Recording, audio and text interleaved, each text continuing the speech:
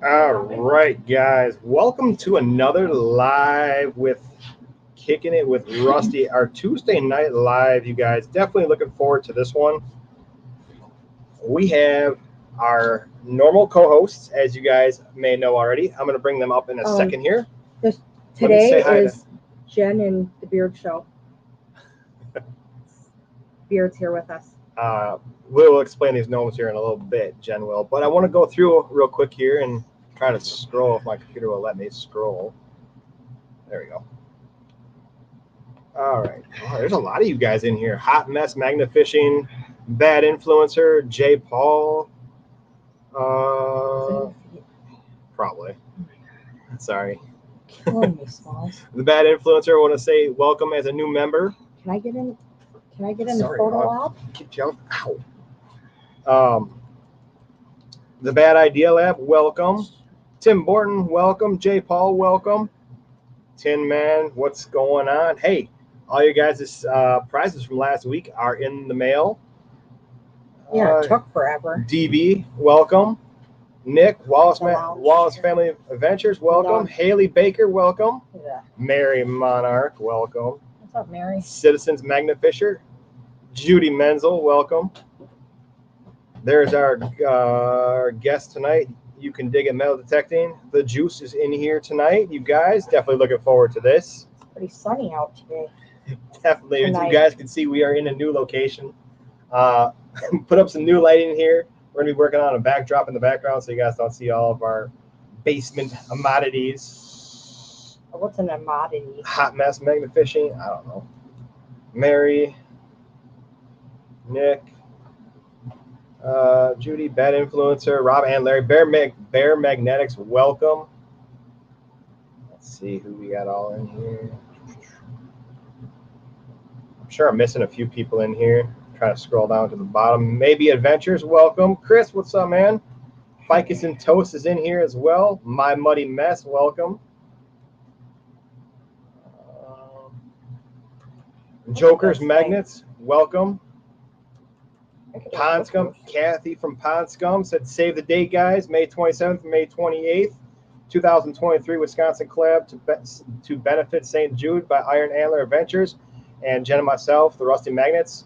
Magnafishing, metal detecting, not a raffle, but there is definitely door prizes. Jody Herman, welcome. Barry Teresa, welcome. Let's see. DB, Sandman. Say hi to Joker. I did say hi to Joker. Tim Borton as well. Where were you? I don't know. I was trying to figure out what's happening with this Tweedledee and Tweedledum looking. All right, you guys. I am going to bring up our co-host real quick here. Squirrel. As you guys, Squirrel's in here too. Teresa. Squirrel's Magnafishing, welcome. Oh, you know what I haven't done, and I apologize. Hot Mess Magnafishing, you not a moderator yet. Wow. Are now a moderator. I'm sorry I've been slacking on that.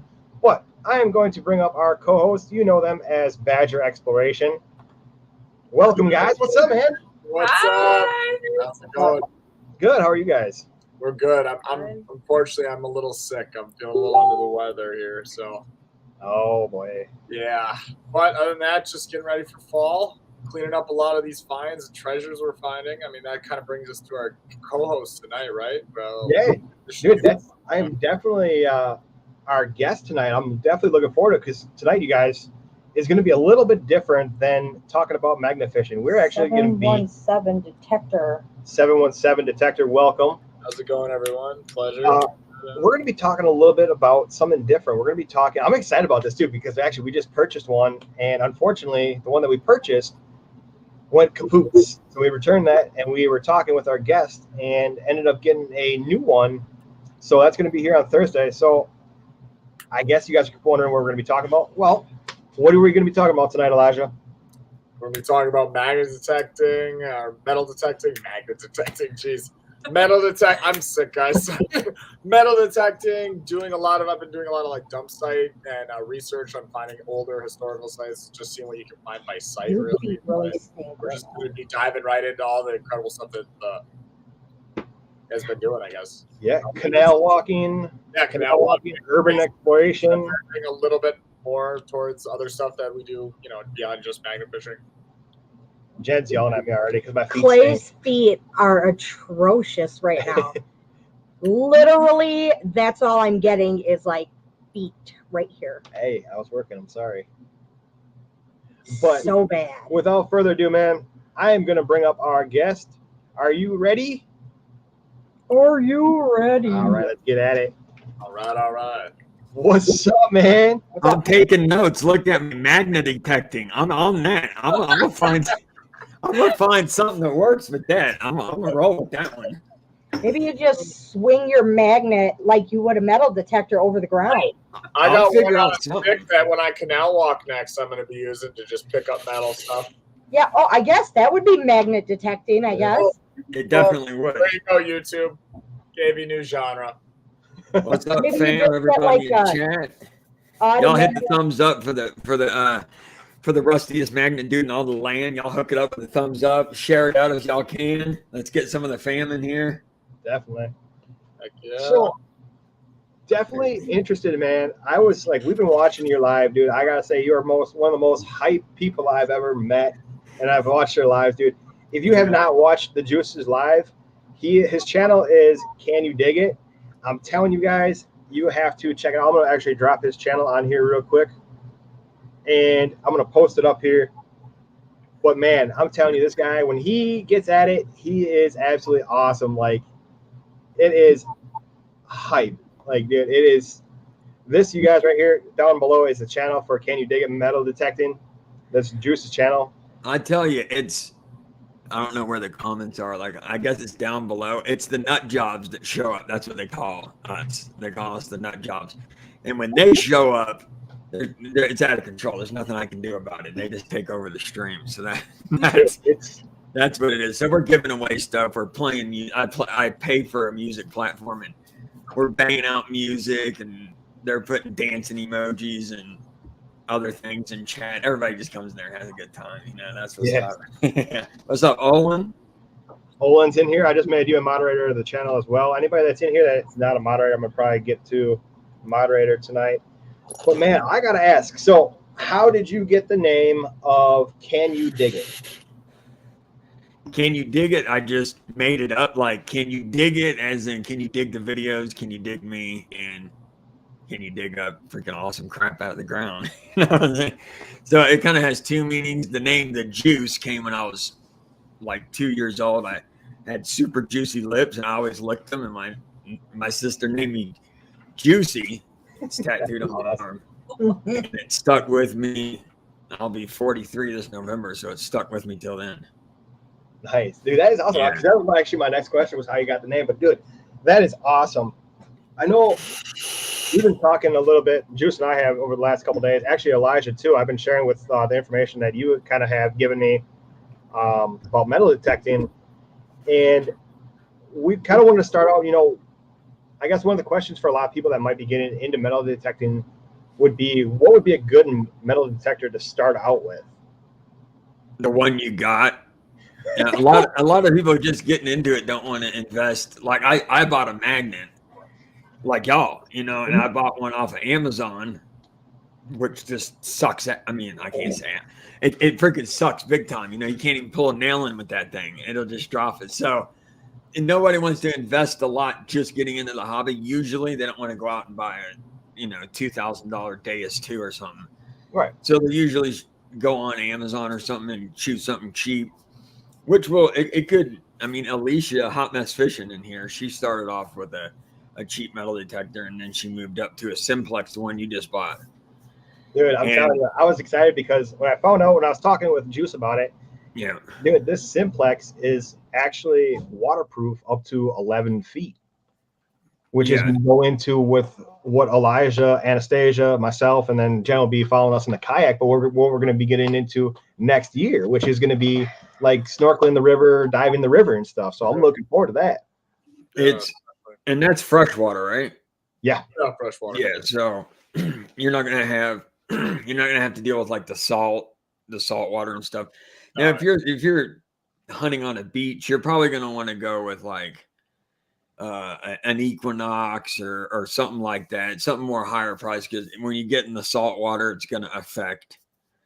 It's going to, you're going to get falsing everywhere you go if you don't have more on the top of the line, one of the top on the line machines. But like I said, for your best price, I think the Simplex, for its price range, is the best detector out there.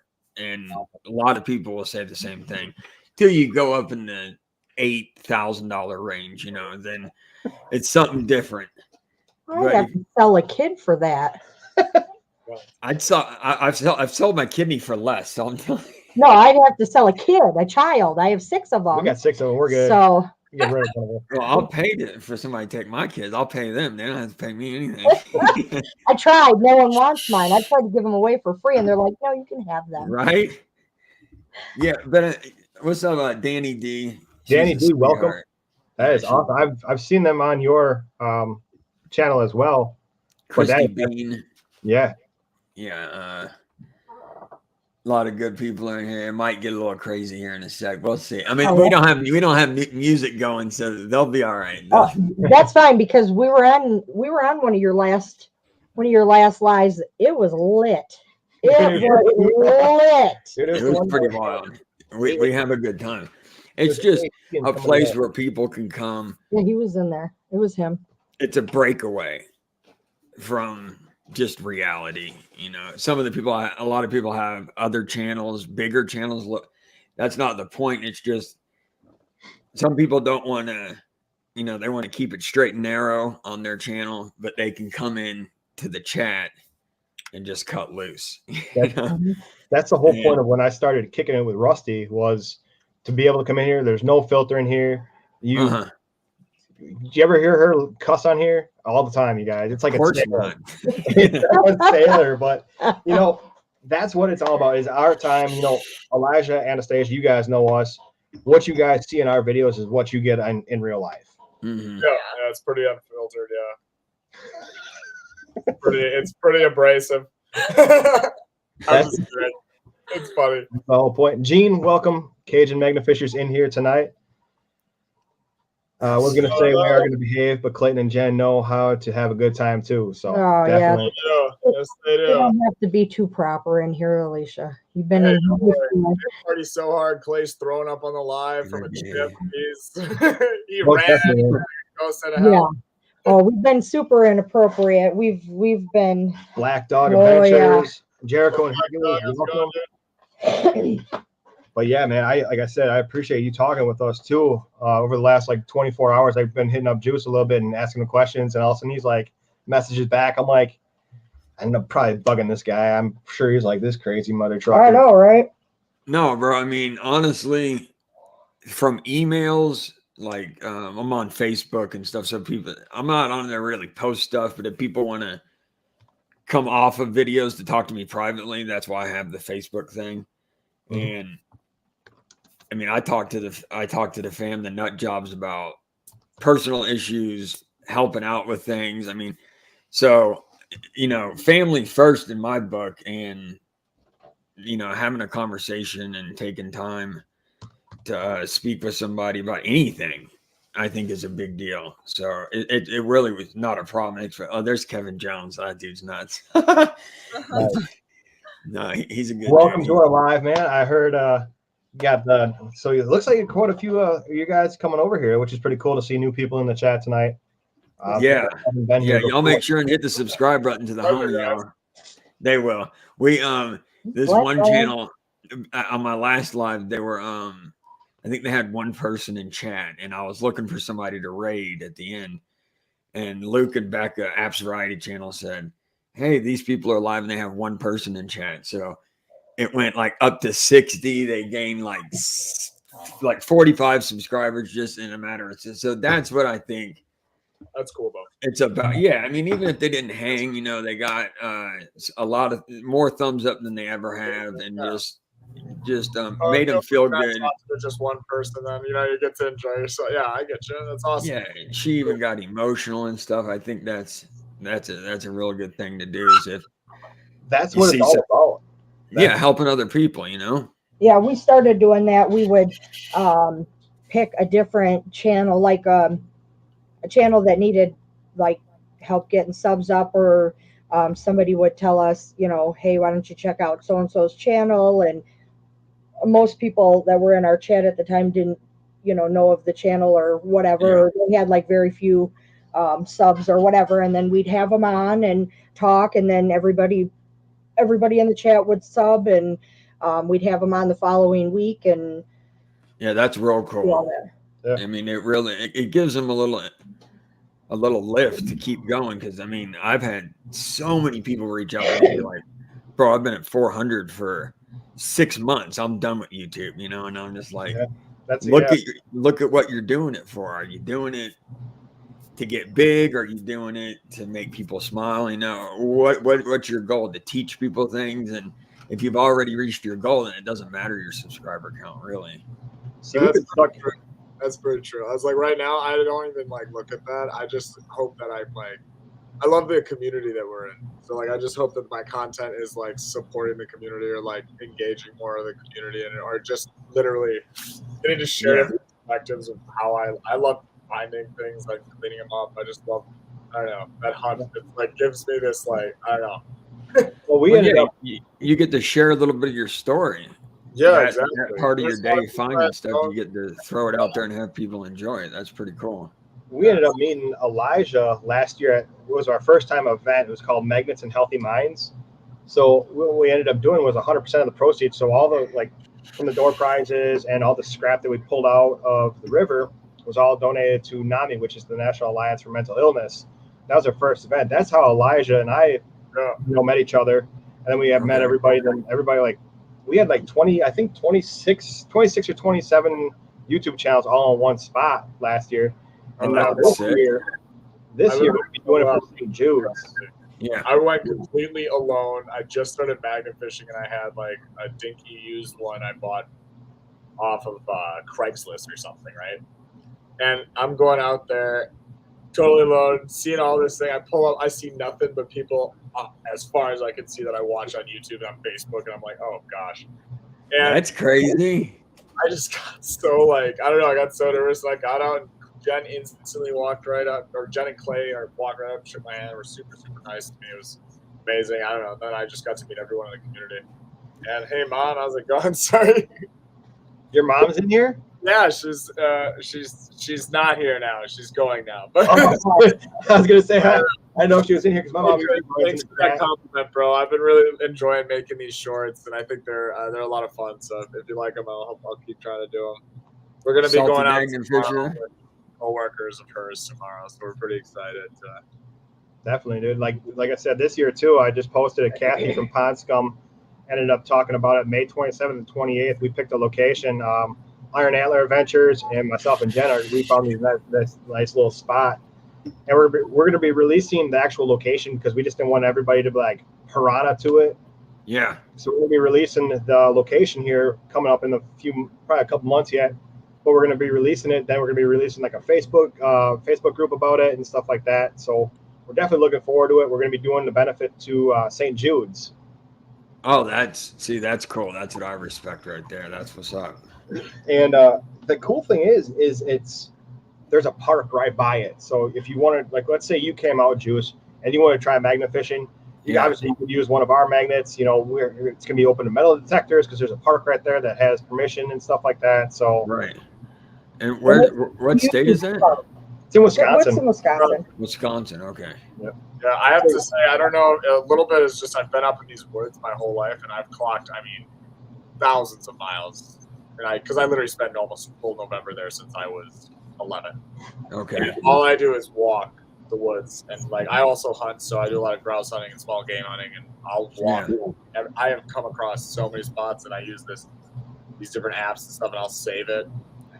And now I'm just starting to, and I saved it because I thought it was cool for like pictures and stuff. And now that I found this stuff, and I started going back, I dug a 4x4 pit. By the way, this is a dumped pit I found something already like 8 inches deep from 1920s. I found fully preserved Pepsi. It was crazy. All these different like little makeup tins. I found a bullet casings. Like, dang.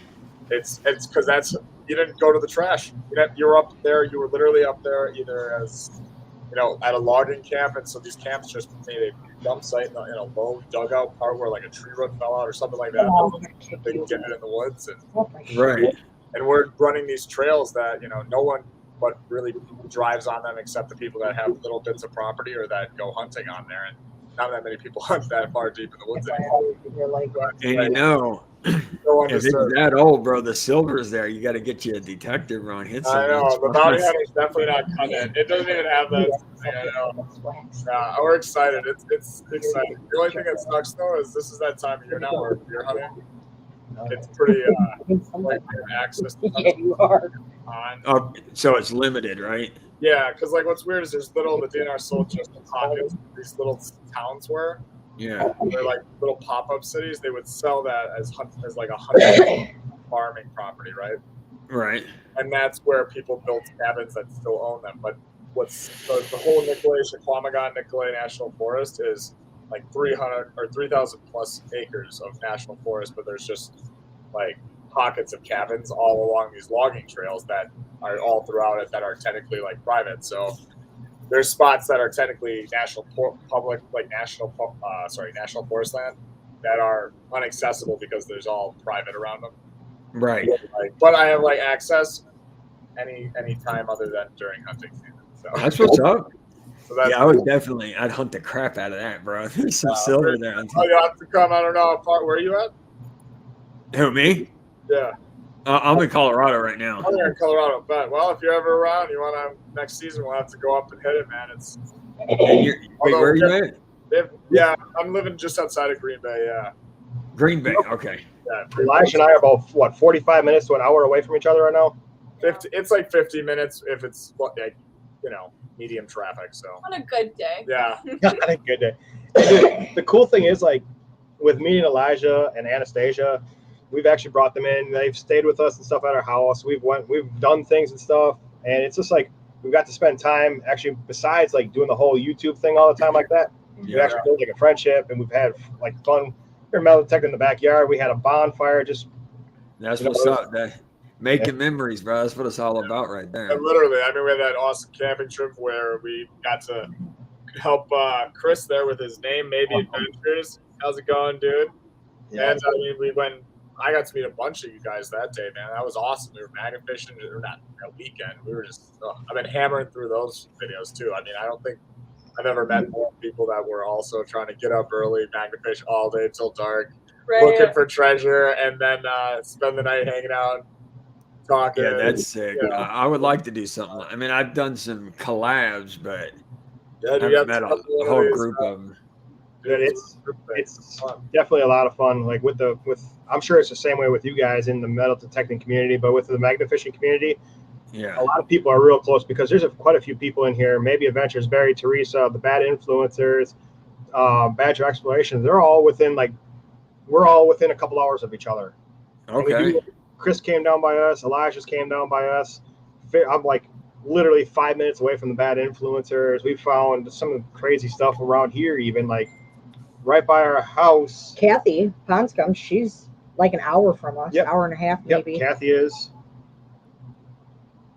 Mary, she's the top baller in the house. What's going on, homie? Yeah, I didn't have a chance to say him. I have not seen him before, but I did make him a moderator. So welcome to Kicking It with Rusty. You guys, like I said, this is an opportunity. Every Tuesday night at 7 o'clock, we are on here, and we just sit back and we shoot the shit.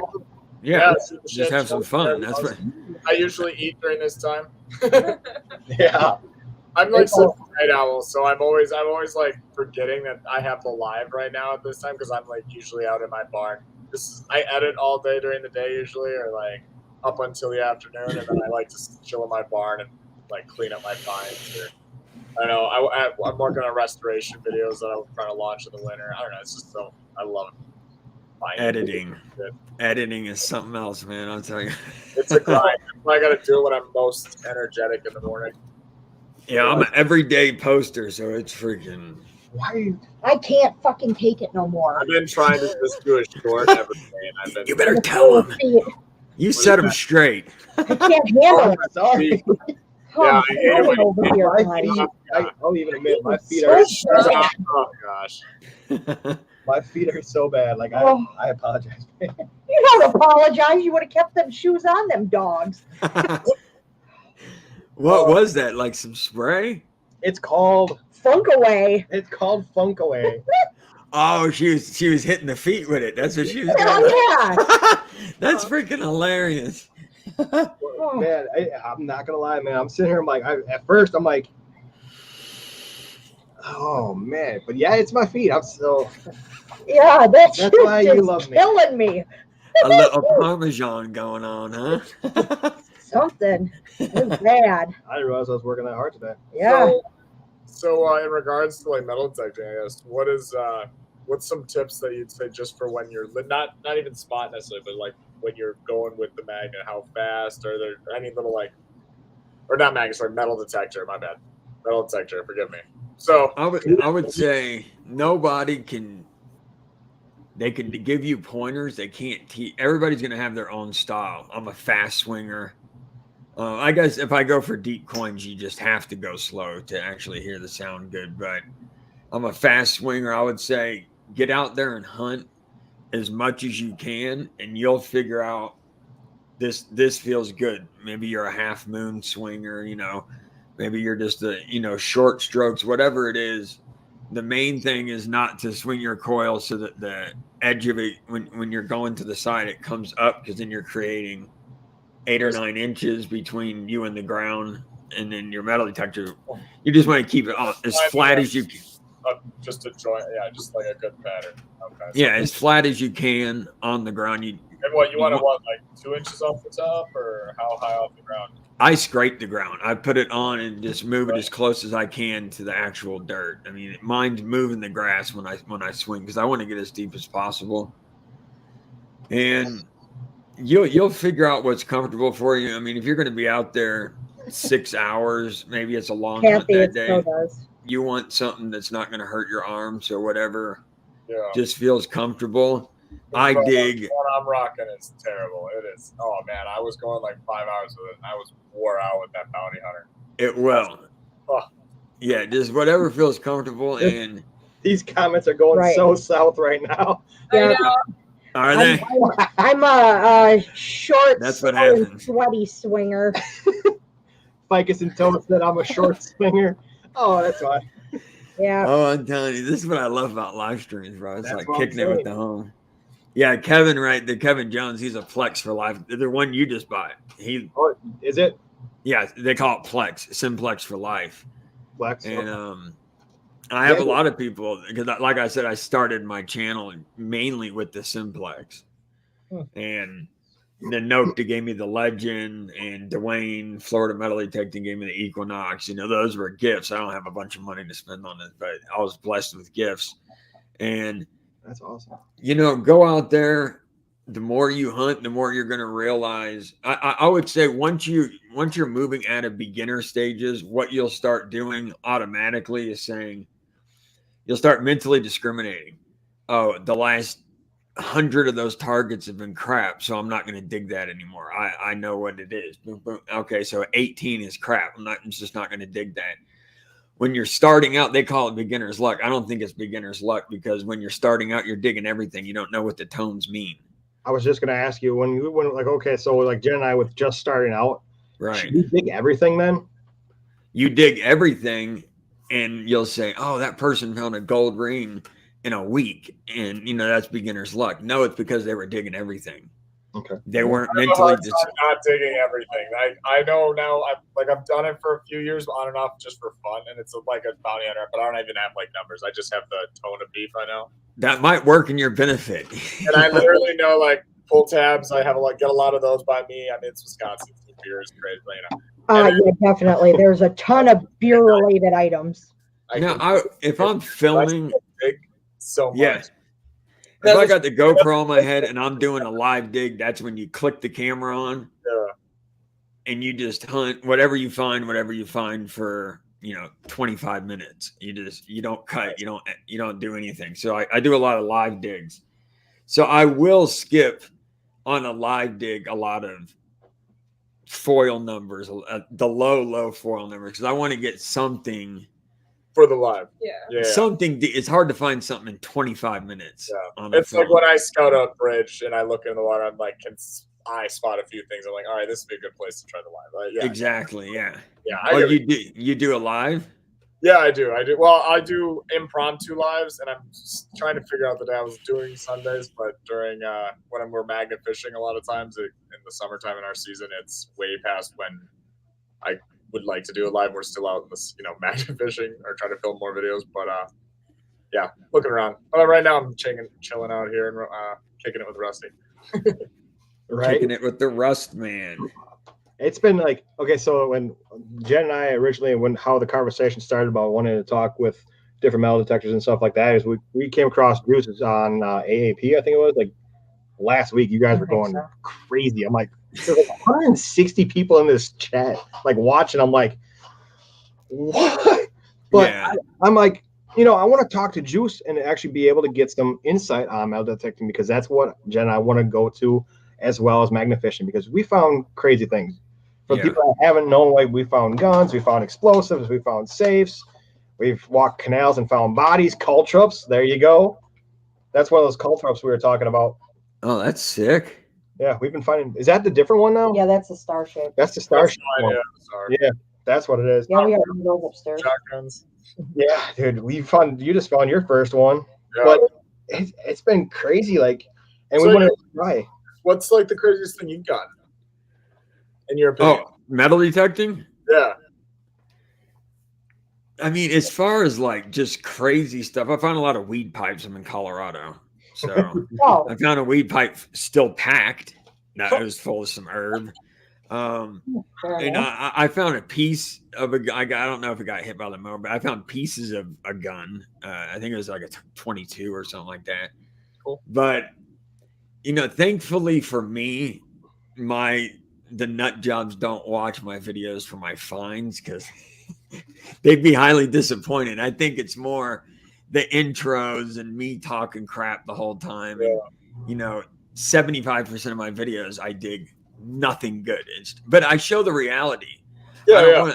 I don't want to put something out there all the time and somebody just getting into metal detecting comes across my channel and says, oh man, I'm going to go out there and find a gold ring and a silver ring every single time I hunt. And that's not the case. You're going to find 95% trash, 5% treasure. I think that's true. And I think that's kind of one of the things, I guess. My channel didn't have a gun up. I mean, it still doesn't have one on it. I think I've Right. the entire year, and I just found it literally last 2 weekends ago. Well, that's the white whale of. Yeah, but Isn't it it? is. Yeah. Especially we go, and like the way I go about it is I went about it very from I took like some archaeology courses in college. I've always kind of been into history a lot, and so I always research the piss out of locations, and I talk to the locals. Like I source things from historical societies. I go to like the little pop-up places in tiny towns, and that's how we, similar to how Jen and Clay are doing their research with magnet fishing, and we've come away with some really cool things. I've got like 17th century flintlock parts. I've got my first musket ball last weekend, which was and it's just totally from researching about like even a very little known basically war that happened between two families on the Wisconsin River and over in the UP. Like, well, see, then you would do good with metal detecting if you do that type of stuff. That's why I was so excited to hear you say that, because I just like. It's the same thing. Like that is what I was thinking in my head. Like, okay, it's a brothel. We got bars. We got, little tiny, basically towns of just nothing but loggers and prostitutes. So like, it was right.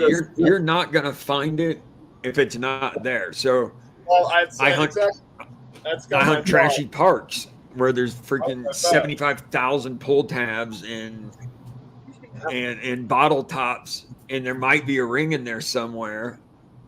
But if you search out a spot, mine is in the numbers. I have to dig 300 targets to get something good. But if you search out a spot that's old and you do the research and you go there, pretty much anything that's old is dope. So you really can't go wrong. When Jen does the research for the spots that we're going to go to, we always she spends hours. If not, like we went with Jericho and Hercules, we went to an area that was It's literally the only thing that I researched. Everything else is like, You spent hours oh, and there's days. water there. Looks like we can fish there. She That's spent my research. hours. No, same. When I'm just like alone magnet fishing with a group, like there's Literally water. no research to. Oh, there's a bridge. Let me zoom in and see if it's got a lot of water or not a lot of water. Oh, there's a lot of water. Let's go. But you look to the relativity to the area. So if there's a bridge, but on the other side of the bridge, at one point in time, there was a tannery factory or a leatherworking I don't factory. do all that because that's It's really cool. Too, is extra work. I've got a lot of things Google to do, Images. and there's a lot of kids. So Another Google thing that'll actually show you where the old trails go. Like, so maybe 100 years ago, this is where an old walking path was. Yeah. And it might show it like through a field, and then you can go and try to ask that farmer if you could try, metal detecting that. I know I've been just discovered that watching a detectorist from Europe, actually. You said an old jogging path? Yeah, so basically what it does is it takes the Google image, so like a satellite or whatever, satellite image of whatever location you want, and if their county records have been updated online or they've been put on online, it'll show in red as you go older and subsequent years, like maybe 18th century, 17th, 16th, whatever. It'll actually show red lines showing you where the original like walk paths are, where maybe an old town was, or something of that nature. Yeah, and I'm telling you, jogging trails are the freaking shiznit, homie, because people are jogging and chain falls out of their pockets. They're doing a lot of Jewelry bouncing. falls off, necklaces bounce. You'll find some good stuff there, and it's All all stuff you just see on the ground too. Yeah. He said I like hot popcorn. No, not anymore, bro. He's talking about the video I just put out. So I just saw Hot Mess had asked the question. She's like, I just noticed there was 2 bad influencers. So bad influencers are one group, but there's 2 guys to it. It's Rob and Larry. So both of them are in the chat tonight. Both local people to Wisconsin as well. She thought it was one person talking back and forth to themselves. Oh. That would be something like I would do. Now, she wouldn't even ask that question if I was doing that. Because I have Juice and then there's Arthur. So the thing too is with our area and up by where you are too, there's so much history.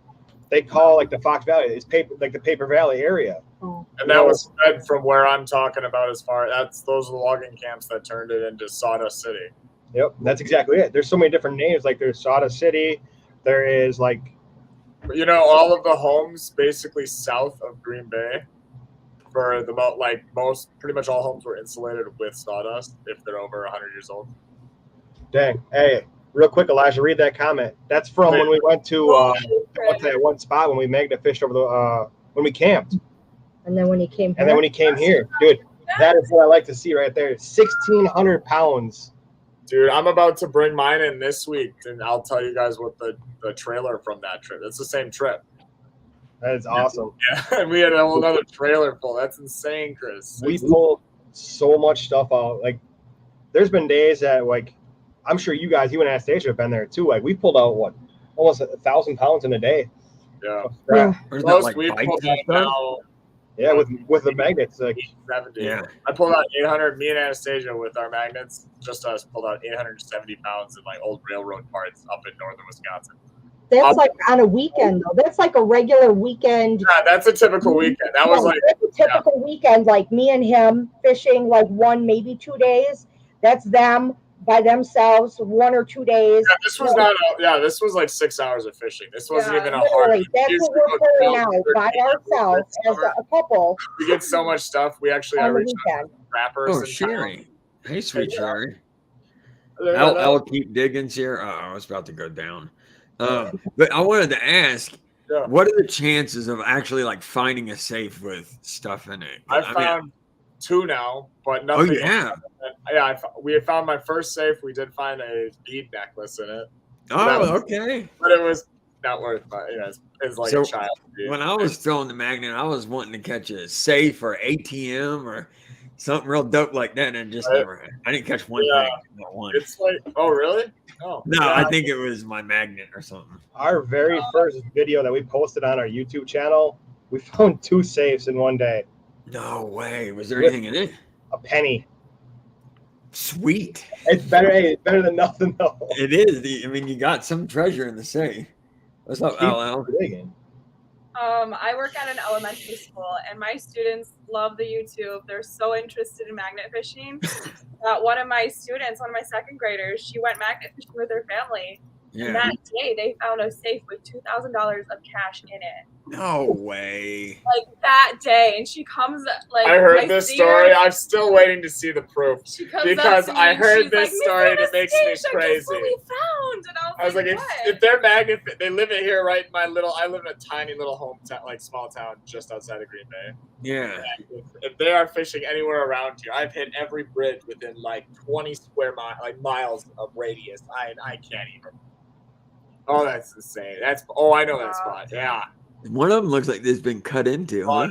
Yeah. Oh, yeah, it was. We found a bag of tools Bottom. right next to it, like a duffel bag. Oh. It was a duffel bag full of tools. So somebody jacked it and took whatever and then tossed it in. That's okay. I get it. We found 3 cash drawers there. Jen found 2 and I found 1. It's all been in this area. Like it's Water hole, crazy thing. Yeah. Dude, that safe was ungodly heavy. Like the first, we started out with Amazon magnets. We started out with actually Harbor Freight magnets, and then went like the little 250 brick magnet. Then went to Amazon magnets, and the Amazon magnets actually pulled it up. And I saw the cut on the safe. I'm like, let me grab my claw real quick. So I told Jen. So Jen's a below the knee amputee. If everybody that's new on here didn't know, but I picked her leg up, and I told her to stand on my rope real quick. And I'm running around, I'm looking for my claw. I'm like, where's the claw? Yeah, I was holding the entire safe by myself. No way. You just went straight beast mode on it or what?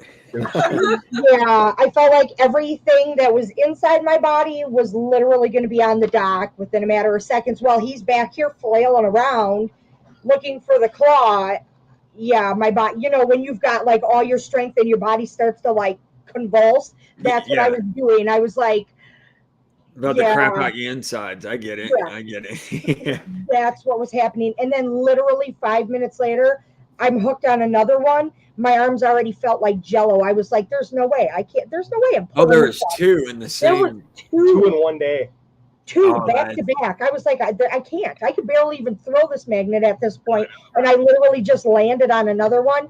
Kiss my ass. I'm sitting down and you can do this. Somebody went jacking some people's houses, but they did. Of course it was Jen, though, too. Yeah. I mean. Well, we found those 2 safes, and we found 2. We found one safe door. We had another safe door, and we had actually found the safe, but because the safe door was off of it, we couldn't Oh, I see. grab it to get it up. Our magnet kept sliding off of it. So there was a total of so far 4 safes in that same 2-3 dock area, and we pulled 2 up and 2 doors up, separate doors. So you don't have to turn those in or anything, do you? We did because the one was from a business and still had the armored car scan tag on it. Yeah. We let them know. I mean, it's always kind of up to that person, what you choose to do. I think it's always best. I'm not taking that home. I have no use for it, and most of the scrapyards don't take that.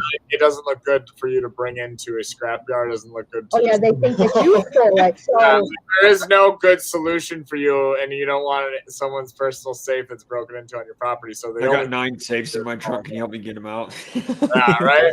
Exactly. Literally, that's when you know who your friends are, when they help you unload your pile of rusty. You can take that home. And I says, what do I want that for? He was like, oh, I don't know. I was like, what do you think? I'm going to make a table out of this or hang it on my wall? It's a pedestal. I don't want that. And he was like, well, you could take it to the scrap. No, I can't take it to the scrapyard, sir. Can you take it? Because I literally can't do nothing with it. No, that's a pro tip too. Don't try to bring a manhole cover either. You'll go to. We did try one manhole. That's a funny word right there. Manhole.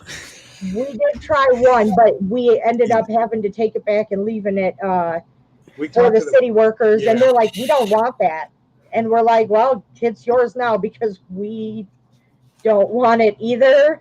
Well, it was really oh, nice. It was really popular back, at least in Wisconsin, where I am too. It was popular. Oh, that's one of them fancy ones with the 3 buttons. little doors. Those things are like freaking $600 or something. You When pull you the buy front of them. the door down, it actually had the Centurion armor tag still on it, like where they would scan the cash drop for it and stuff. Wow. Oh, so that came out of like a business. Yeah. Yeah, that's crazy. Yep. That's one thing that's cool is we find kind of a range. You'll find in the same spot you'll pull a cow trop from 200 whatever years ago, and then the next pull you'll get like a Glock or something, or or a safe from literally last week, or Look at the magnet or the. you never know. There's like videos where I'll throw for 6-8 hours and I'll catch nothing but like pitsy little things and a couple tons of lighters. Oh my god! You just have to manifest it, honestly. So you got to will it right out, right? Yeah, you got to make it happen. That's That's what I say in my videos. I'm like, it's gonna happen. Slow and hard, like when we're alone, we just really can't miss spots. Oh, Judy smacked you with a 10 I spot. know. I was just gonna hug back. I appreciate it. Thank you, Judy. I really appreciate that. Hugs back to you as well. That is absolutely crazy. But I'm telling you, like, you found that makeup case too, or that makeup. It's like a powder makeup. You know what I pulled it up by now? I'm looking at it's all brass, so it's not magnetic, right?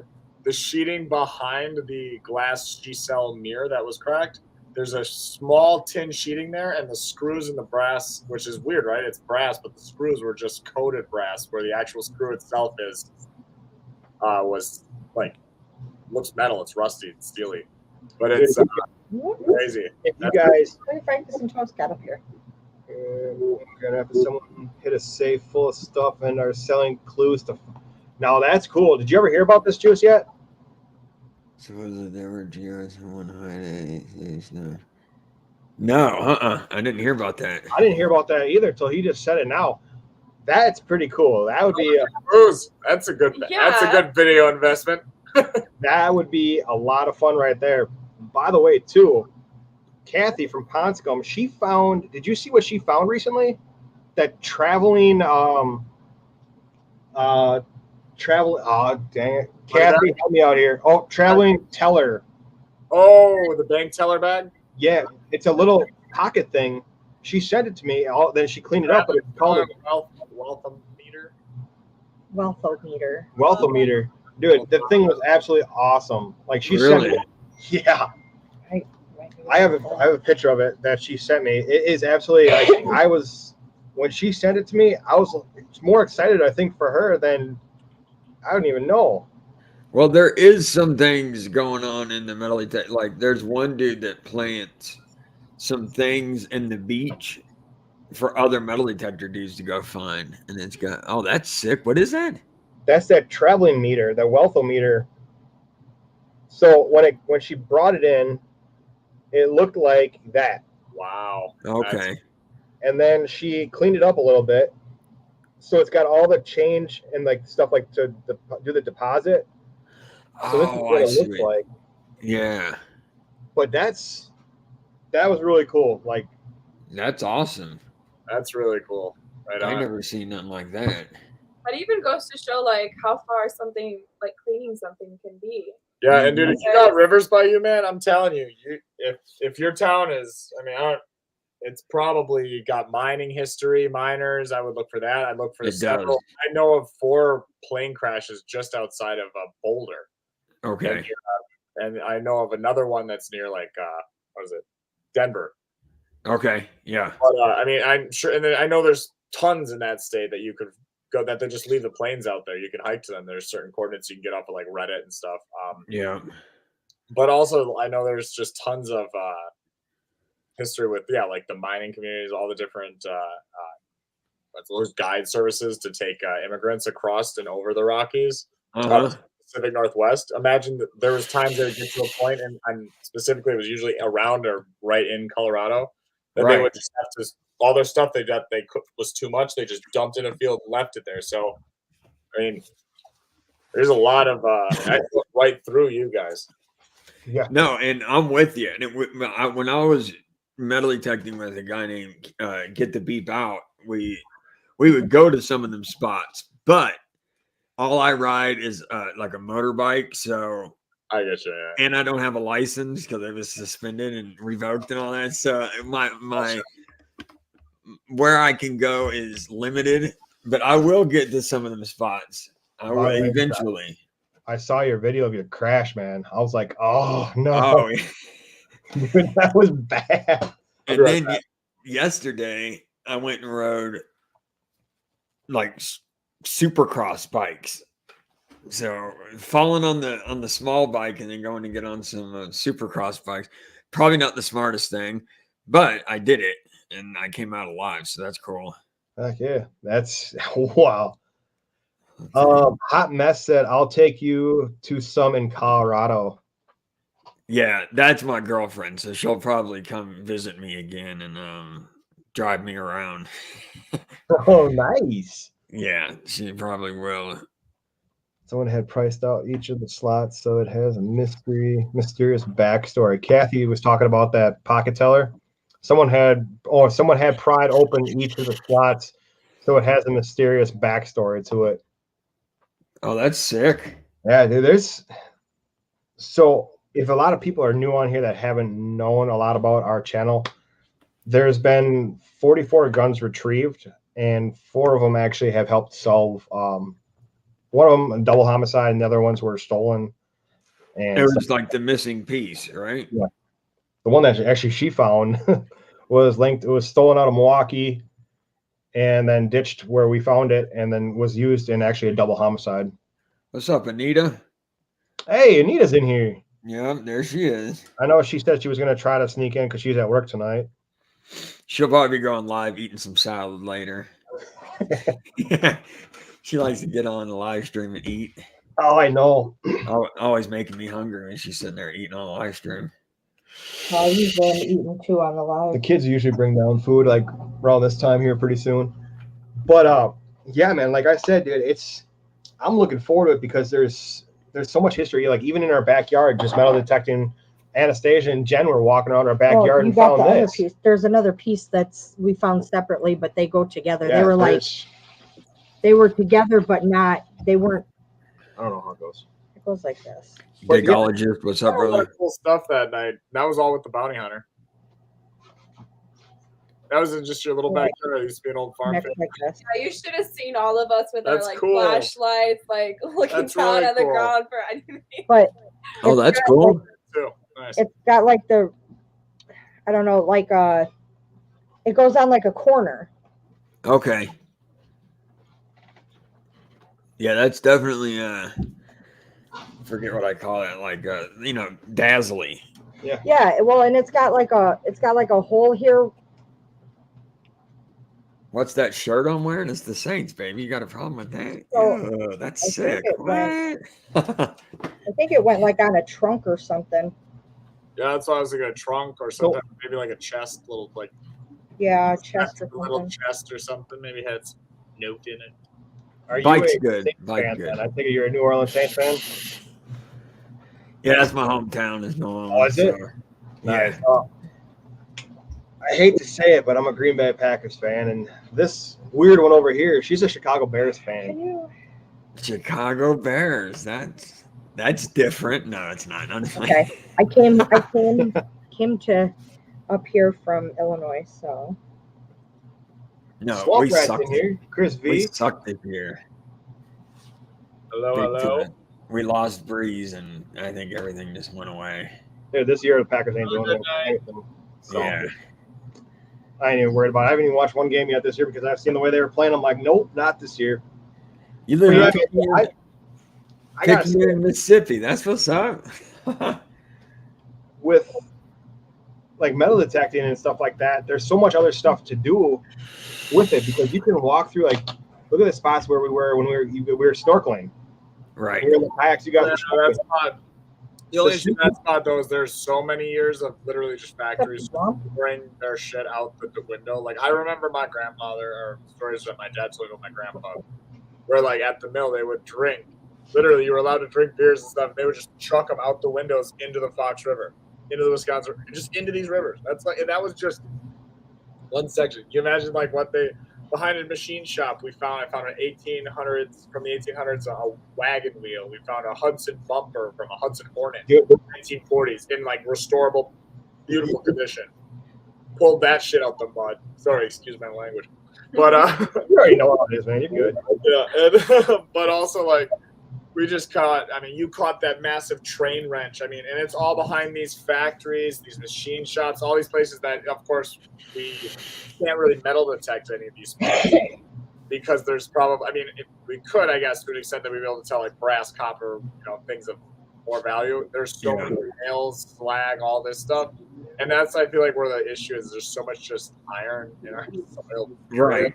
No, it's a couple of I almost have to turn off iron, and unfortunately, I think I walk away from some pretty interesting things at times if I do that. Well, the crazy part is mainly, I guess not really if you're a relic hunter, but other than that, metal detector dudes and chicks are going to stay away from iron. So y'all are kind of looking for the opposite. Yeah, that's what I always. Everything I watch and research, everything tells me to just stay away from iron as a whole. And I kind of think, I'm like, oh well, all these logging camps. I'm like, there's some saw blades, there's some axe heads, there's a lot of tools that are valuable. There Like, is.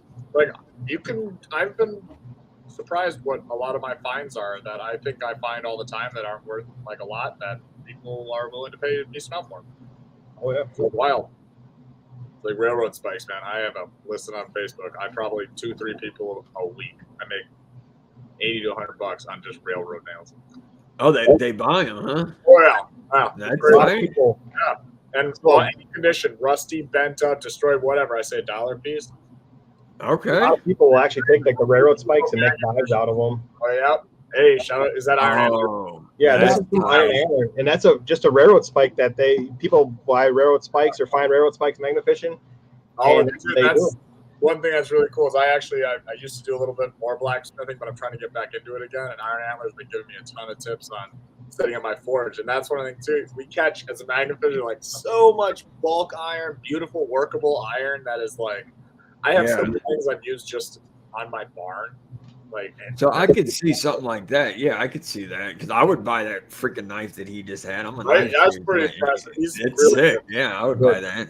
So if Juice, if you are able to make it to the event this year in Wisconsin, he is going to be making up some of these knives and some other special stuff to be door prizes and stuff like that people can get into, and the proceeds from that will be going to St. Jude's Hospital.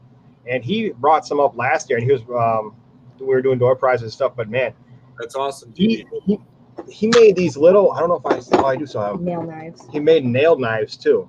Oh yeah, dude! I just tried to make my first cheese knife. They're so fun. It's so easy, and it's so smart. It's like a genius idea. Like it's a few hammers and you're golden. So these are actually like nails. Yeah. And they're nice. Like I use these for letter openers. Like when we get mail from like our viewers and stuff. Oh, I see. He's flattened them out. Okay, that's sick. That's they're tight. super Dude, sharp. They too. are sharp. Like Those are actually smaller than the nail I was working on because my nail still is like this. oh, you use one of those? Yeah, not the square ones that are worth $20 a piece. No, the other one, just like a random rounded long nail, but look like a 10 spike or maybe or something. Nice. Yeah, we've been. So I had up here from the Bad Influencer. We were kayaking. They were in a John boat. We were magnafishing, and we underneath a bridge found a whole intact pair of glasses. And there was a it's not like it's like the Antiques Roadshow. Yeah, But they check out history and stuff like that. Come to find out, these glasses that he found were from the 1800s in the case still because they had the brass pin and they were like, over the ears and stuff. And this guy like looked at him and he's like, "You found these how?" Like we're like magnet fishing, dude. And the guy was like super ecstatic about it. But yeah, these glasses were crazy. Did they still have the glass in them? Yep. Oh, they did. Oh, okay. Yeah, that's gonna be a collector's item. Because they're for in the sure. case, and that's one of the things too. Is a lot of some water in some areas have whatever the acidity, whatever is in leaching into it, can cause stuff to rust and accelerate it, destroy it, just take it away. Right. And then there's other riverways, there's other areas that perfectly are preserved because of the muck and there's a high density of iron in the water, so the water isn't oxygenated as enough. Right. Not the right type of temperature because we're cold so long. Majority of the year is preserving these items. So that's why I'm finding cans from the 20s that are just to clean the mud off. And I'm careful that the brush is too coarse to scratch it. Like it's insane. Okay. Much, and that's just in like basically not really soil. It's just hundreds of years of leaves and pine needles condensing into a mulch around things that were at one point bagged up in like burlap or leather or whatever they had thrown on top. Sure. You know, And but dude, because of that harsh climate, which is why that's the thing with like where our rivers, shallow or deep or our rivers are real. Like they'd be full of iron, wouldn't they? yeah, we call it schlag, but it's basically just deposit of stuff that's fallen off the barges, the boats that people have dumped in the water, and also just the fact that iron mining is there's so much iron and just ore in our soil. Thank you, Kathy. 30 millimeter. Oh yeah, dude. She messaged me one day. She's like, might have a little bit of an issue here. I'm like, what's that? She holds it up to the camera and send me a picture of it. I'm like, yeah, nice. But she was able to. I ended up was able to keep it, so which is pretty cool. Like, Okay. we found anything from. I was telling you before the live. We found anything from like landmines, railroad detonators, grenades, all the way up to what was it, an 88 millimeter artillery shell. Mm-hmm. And beyond just weapons, you've got. I mean, I found even just like the couch. I don't know, some of these makeup tins, or what's the other thing I was just cleaning up the other day? Oh, from a dam, the old dam, I found the entire corkscrew of how you would turn up like and then Anastasia, Miss Honey Badger, found the wheel, like the actual operating thing. It's like they destroyed the dam, and they replaced it, and just threw the old dam parts in the river. It's so like wild. It's just. And that's how people did it. No, that's what's so crazy. It's just what you did. It's out of sight, out of mind. Like, well, now the shell casings and stuff, those are like I mean, they're not hot anymore because of the water's done seeped into them. No, that's not necessarily true. Very often, actually. Well, because they're made to be tight as possible, and tight. And if it lands in the right soil, it could diffuse it. It could even set it off. Okay. And also, being in the muck at times, you devoid it of all oxygen and air, and it almost makes like an insulator around it if it's already airtight. So you never know. In fact, the rust often makes it a chemical reaction. Makes sense. More volatile. So. Those are the glasses. That's so incredible, dude. Really cool. Those are beautiful condition. Wow. Wow. Yeah, they were literally out the mud. Yeah, that's the case and everything that they were in still. Like, we literally almost like fell out the boat like with so much like enthusiasm. Like, finally, I'm like, oh, dude, like. Yeah, that's a heck of a find. Yeah, so what is the ultimate find of magnet fishing? Like gold coin is ours. Yeah, so that's horseshoe. I don't know. For us, magnet fishers go crazy over horseshoes. It's like gold would be cool, but we can't obviously get anything like that, with our metal tech or with our magnet. But it's probably between guns and I mean, for me, the Holy Grail is like my sword, flintlock, and Civil War, or older. Yeah, I'd like to get a bear trap maybe or something. Like, I've caught now 3 traps. None have been older than 85 years. So okay.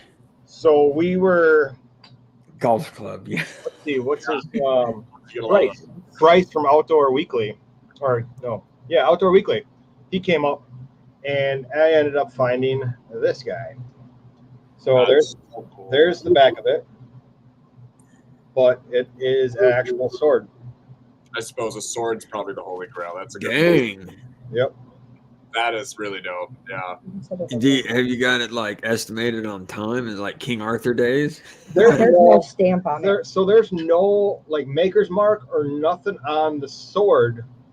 So we don't know, and we were looking at like the backside of it. Yeah. All right, to see if we could recognize what it is, or if it's like a type of katana or what it is, but not having a lot of clue on it. Could have been like handmade or something. Right. Like, dude, anything you can possibly. You never know. That's the thing. Unless you got, that's why like being just my last tip. Unfortunately, you have to head out. Sorry, everyone. We're just a little under the weather today with going hard, but check out your local historical societies, guys. Like I joined a bunch of them now. I get involved in that stuff, talk to people, ask locals, like then you can start getting your stuff verified and going to these historical societies. They'll have different days and times of the year that they bring in someone to verify stuff, guys. And that's a really good way of getting even, you know, at times if you're at the right place or a big enough city, you can get like documentation and papers getting it verified of this, making it one worth legitimate, you know, have a legitimate price dollar value at an auction or something to start at, you know, whatever else you decide you want to do it, or just for yourself to know the true history of that relic. Smart. So you actually use this thing on top of your shoulders, right? I try to, yeah. Okay. Well, I've got all winter to plan my hobby, you know.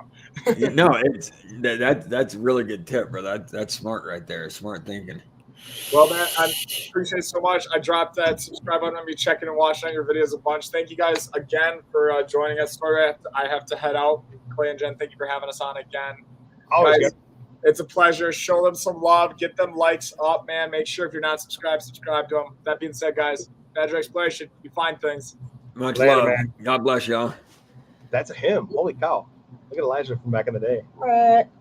He kind of looks like the in that picture. He looks like the dude off what do you call that? With the vampires and stuff. Oh, yeah. Breaking Dawn, but Twilight. the dark-haired fellow. Yeah. Jacob. Jacob, yeah, he kind of looks like Jacob from Breaking Dawn. I got a little something for you that you'll like. So yes, definitely one of the things of magnet fishers is finding a flintlock.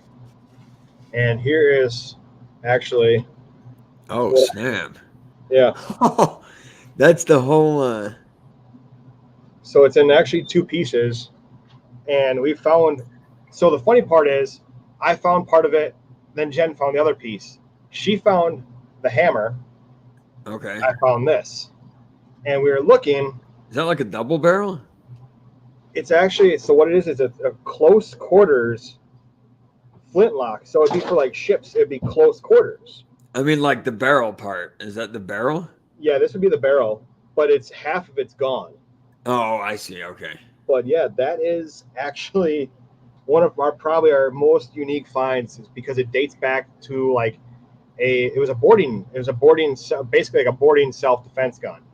Okay. So it shot a small, like we found cannonballs, we found 10.3, well, she found a 10.3 pound cannonball, we found grape shots, we found just all different crazy things. Put that back over there, trying to fall. Dude, I'm about to go magnet fishing right now. Y'all got me all amped up, bro. I'm telling you, if you need a magnet, I know somebody that's got a discount code for okay. But I'm telling This you, guy. Uh-oh. Come on with it. Let me have the discount. we found The Gen Show 12.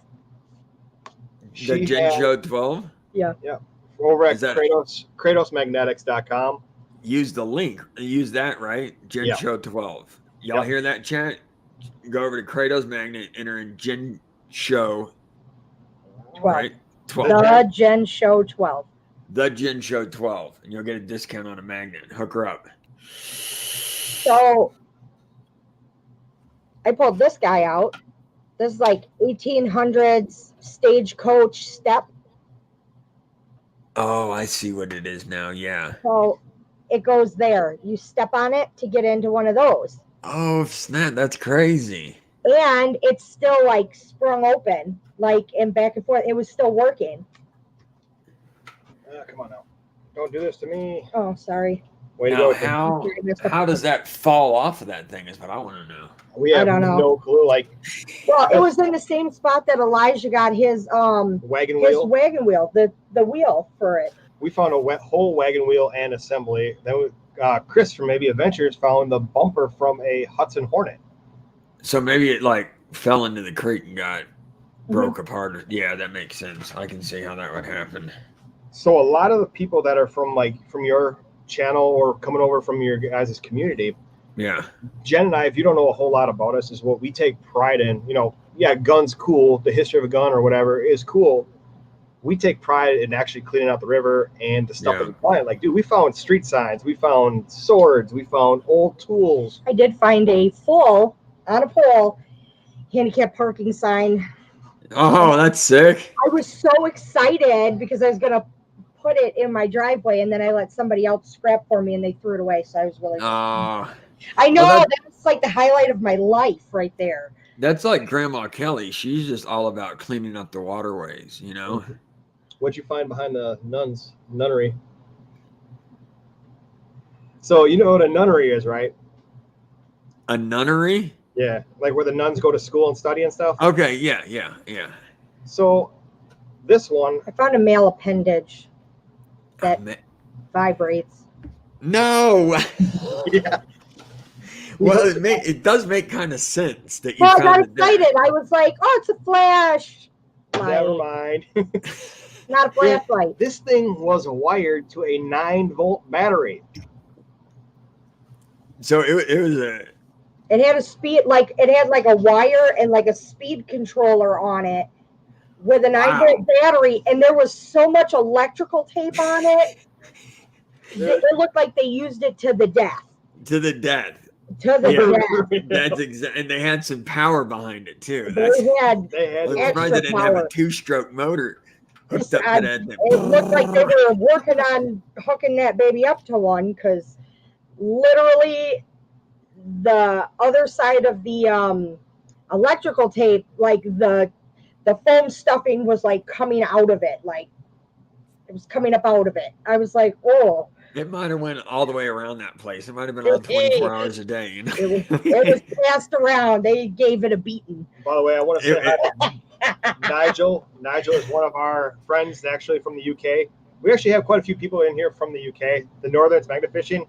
If you want to find some crazy stuff, like I'm telling you, if you want to find some see some crazy finds, check out Northern's Magnet Fishing. They found some of the old Stein guns, like machine guns. Found a sword. That's when they had like the whole layout. The magazine is like the ones where the magazine went on the side from like World War II. Yeah. Those were when they found like the whole 20 of them. Those the Steins. There's a whole bunch of them laid out in the grass. Hey, Shane from Ohio River History is in here tonight. What's up, Shane? What's up, Shane and Ader? We're kind of like bouncing back and forth tonight. We've been talking about magnet fishing, metal detecting. Jen and I are excited about it because we did, with the help from Juice, purchased our, I guess, first good metal detector. Well, what was the other one that we had? We had the Mine Lab Fisher. The Mine Lab, the Fisher 44 or whatever. Fisher, okay. But we got that from a rummage sale, and then that stopped working, so we decided to get one in off Amazon. Yeah, that one was. Yeah. And now we got the Simplex. I like that one. That one's got the rechargeable batteries, doesn't it? Good. Then we it's no rechargeable USB, and it holds a charge for a long time. Y'all would be good. So I was also reading too that there's updates for that you can actually go to Simplex the website, on their website, and get updates and stuff for it. You're gonna you screw it into your machine and hit it's a little process that you go through. Yeah. And it just uploads your machine to the next step up, and they can, they haven't had any issues, but like with the Legend I have, they same thing, and it just updates your machine with other features and stuff like that. So it's it's the technology's getting crazy. I know. I'm looking forward to it. I was watching videos on it on YouTube last night. I was up to 1 o'clock, watching how to it's kind of cool because there's so many different things that with it, you can the notching and stuff like that, getting it out. And the first time we went out with the one that you found, or we got off Amazon, I think we found 36 cents in the park. We were just walking through the park, and we found 36 cents. This is still cool because for one, we're spending time with each other. Two, we found a little bit of change, and we got a short little video out of it. With the Mine Lab, we found 68 cents, the head of a rake, and you got 39 mosquito bites in a minute. So that was productive. Well, y'all know Monterey Magnet Man, right? Yes. Yeah. Okay. Well, the homie, he, big, good sized magnet fishing channel, but he's gotten into metal detecting, and he's tried it out, and he's 100% into it now. I mean, he does both, but he's even got the Legend now, and he started off with the Simplex. And a lot of people in here, use the simplex. I know Swamp Rat, he uses the Legend. So does Ohio River. Alicia Hunt Mess uses the simplex. I started off with the simplex. Still use it to this day because with that small 6x9 coil that you can buy for it, when you're getting up next to, oh boy, I just realized my laptop wasn't plugged in. Okay. When you're getting into close up in the tot lots and stuff, like, you know, with the mulch, when you want to get up close to the bars and stuff, there's nothing better than having the 6x9 coil. It's like a long, skinny coil. You can buy coils for those?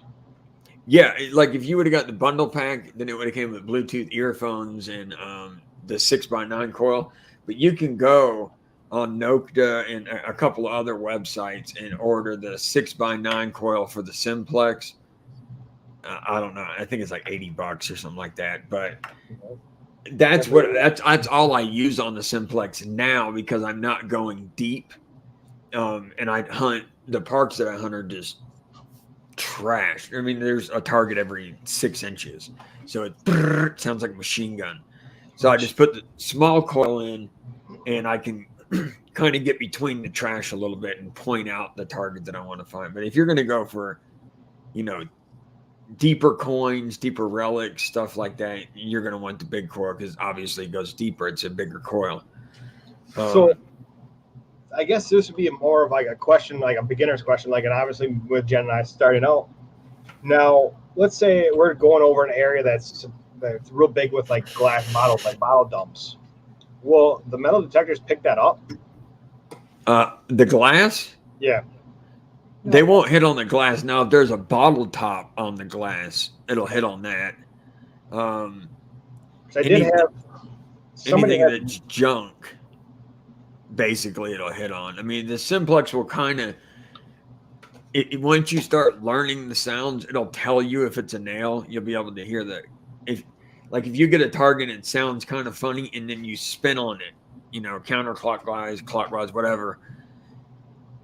If you're starting off here and you spin all the way around while swinging to the backside and it stays a consistent sound, that's probably a diggable target. If you turn on it and then it starts completely breaking out and you can't really hear it anymore, then it's probably iron and stuff. So it doesn't bother me to dig up targets. That's what I'm out there for. So I'll just get a sound and dig it out. You know, I usually don't spin on all my targets, but if I'm going for deep coins and stuff, I don't want to dig 8 inches on a nail. So I will spin on those and take my time and try to listen to the sound more than just hunting a park.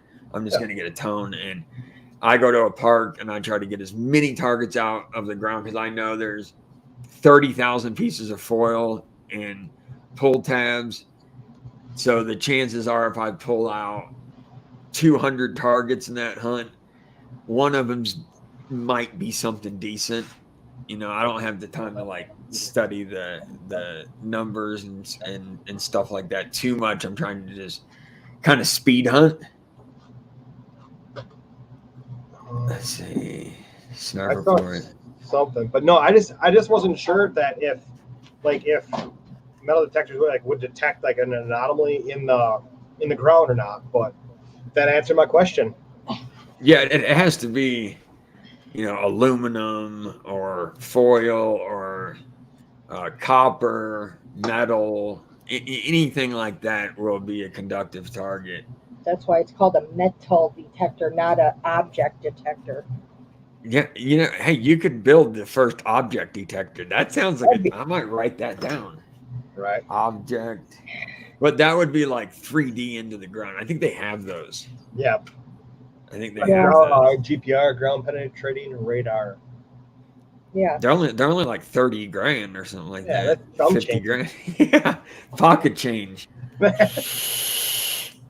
Hot Mess said she's like, I used Juice's little coil while I was in Colorado and fell in love with it. The coil was nice too. Yeah, it's. So I'm gonna have to look for that. Are you going to be hunting new or old parks, like mainly? A lot of the stuff that we try to find is more on the historical side, so older stuff. Okay, so it's probably going to be deeper. So you want to stick with that big coil. I mean, if you want, get the other one for tot lots and stuff. Those are fun because you're going to find jewelry and rings and all that type of stuff. But if you want, if you take your grandkids or the kids or whatever to the park and they're playing on the swings, you can sit there with the metal detector and the mulch, and it's super easy hunting. You just kick the mulch aside, And cool. I mean, I found silver, gold necklaces. I found gold in it today. Y'all watch the video tomorrow, everybody in chat. Gold today, 10-karat gold, and it's easy. You just kick the mulch. It's the easiest hunting you can do. Really, you don't have to dig for anything. See, like the thing is, I know, like I've seen the way Jen gets excited about so she found an AR and she was giggling like a little schoolgirl. Of course I was. Anybody fucking would be. Right? I know the first time that we find like a ring or a piece of jewelry, she's gonna lose it because she's I did. I found a $900 ring. Oh well, did you ever hear the story about that? I didn't. No. Oh, this thing was a beaut. Yeah. Oh, so we were out magnet fishing, and Jen has like the most I have an eagle eye. She has an eagle eye. I have an eagle eye with glasses on. So I take it this was a surface find. It was over. I was looking over the bridge, and it was about a foot into the water, and I thought it was an old like the old beer tops or the soda tops that were big, the big ring ones. Yeah. And so we were with another couple and their kids, and the boy, he was like talking like the whole time, told me he wanted a new game and blah blah blah. And so I was like, go down there and tell me what that is. It's in the water. I'm not going to fall in. It's about a foot in off the shore. Can you go down there and just reach in there and grab it? And he brings it back up. I'm thinking it's nothing but some garbage, and he brings it back up, and I about shit my pants. Like literally, I almost shit my pants. Was it yellow gold, white gold? I'm gonna show you. Just you give me. Oh, you got it. Okay, all right. It was crazy because like I heard everyone's like, no way. I'm like, I turn around, I spin around because I'm like, what did Jen find now? And she's holding this. Oh, there it is. Oh wow. So what was it? 10-karat. 10-karat gold, men's ring, 10-karat gold, barrel cut garnet, and it had a diamond on each side. This ring new at K's is $900 used. They're selling this still used for $400. And because this boy went down into the water and was talking my ear off, anybody that like helps us do stuff, especially kids, if they get something that's worth something, I'm always like, oh, okay, I'll give you half the money or whatever, because I'm not going in that water. I'm not going in that water.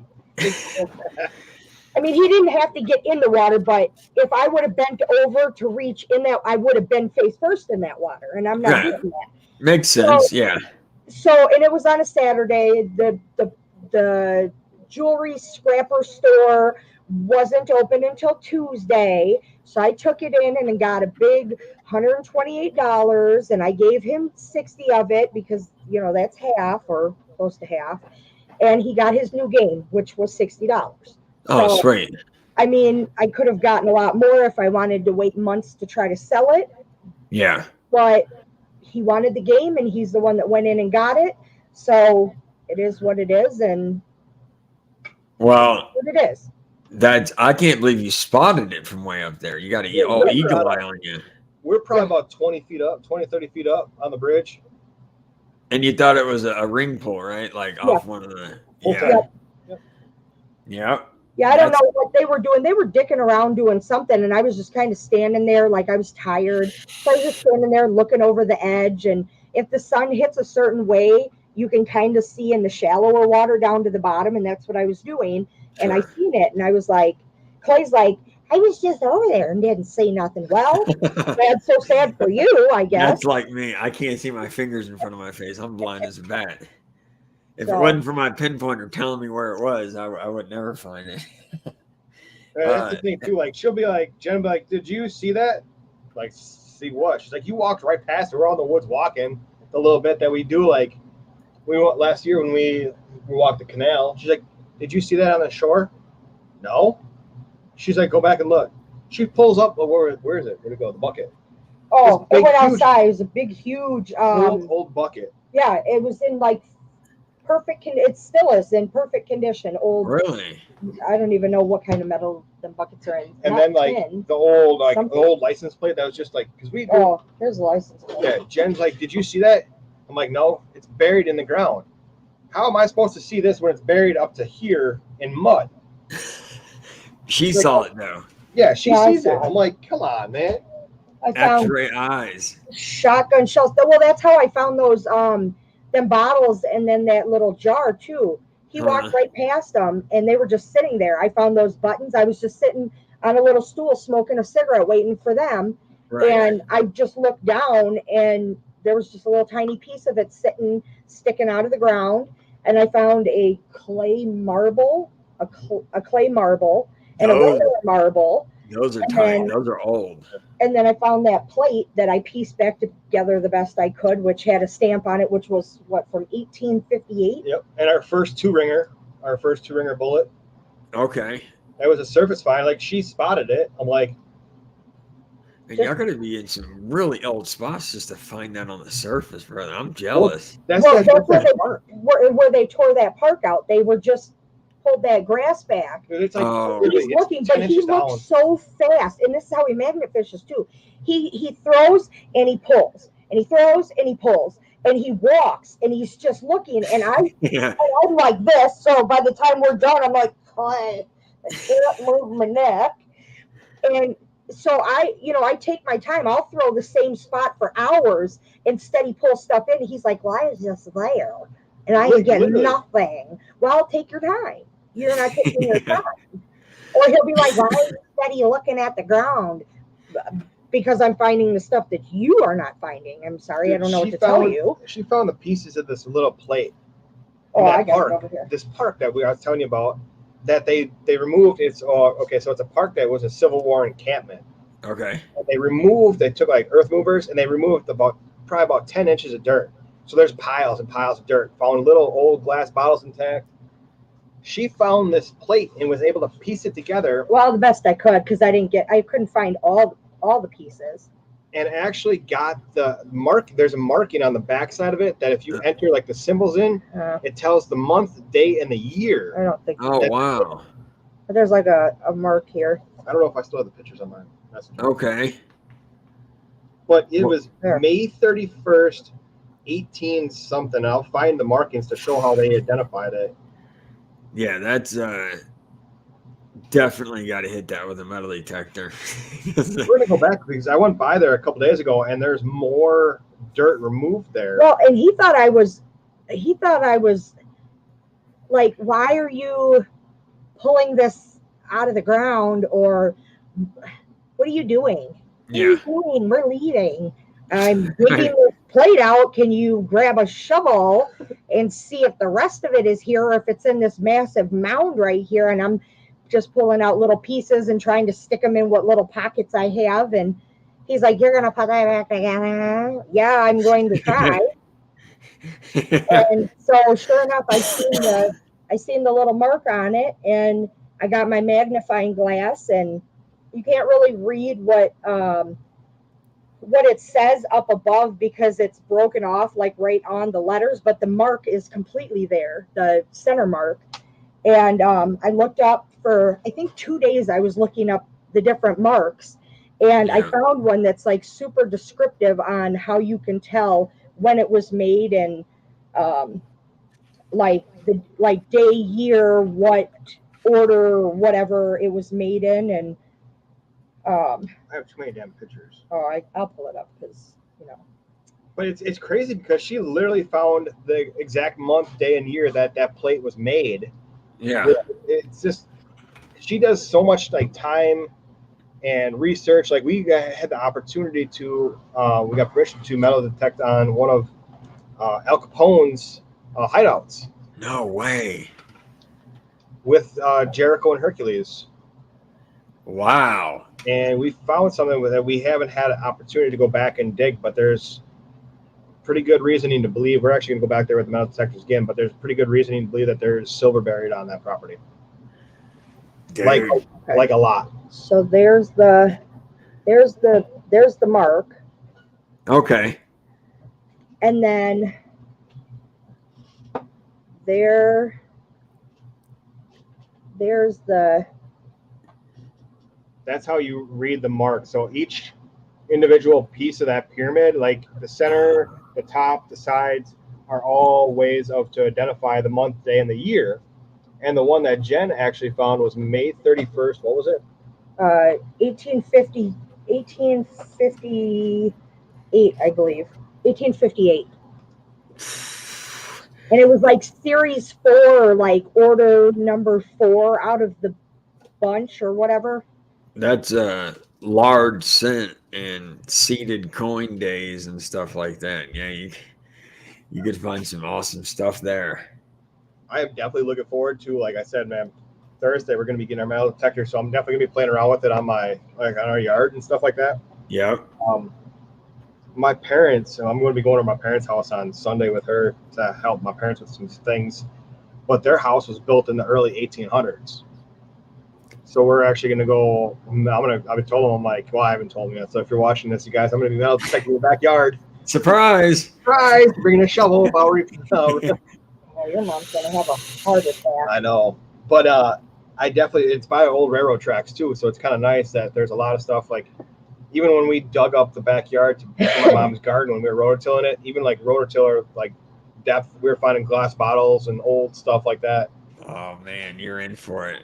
And the Plex, you're gonna hear it. Now the thing about is if there's a silver coin at 2 inches, it's going to sound loud. But the thing with the simplex coil is the further it is away, the lighter it's going to sound.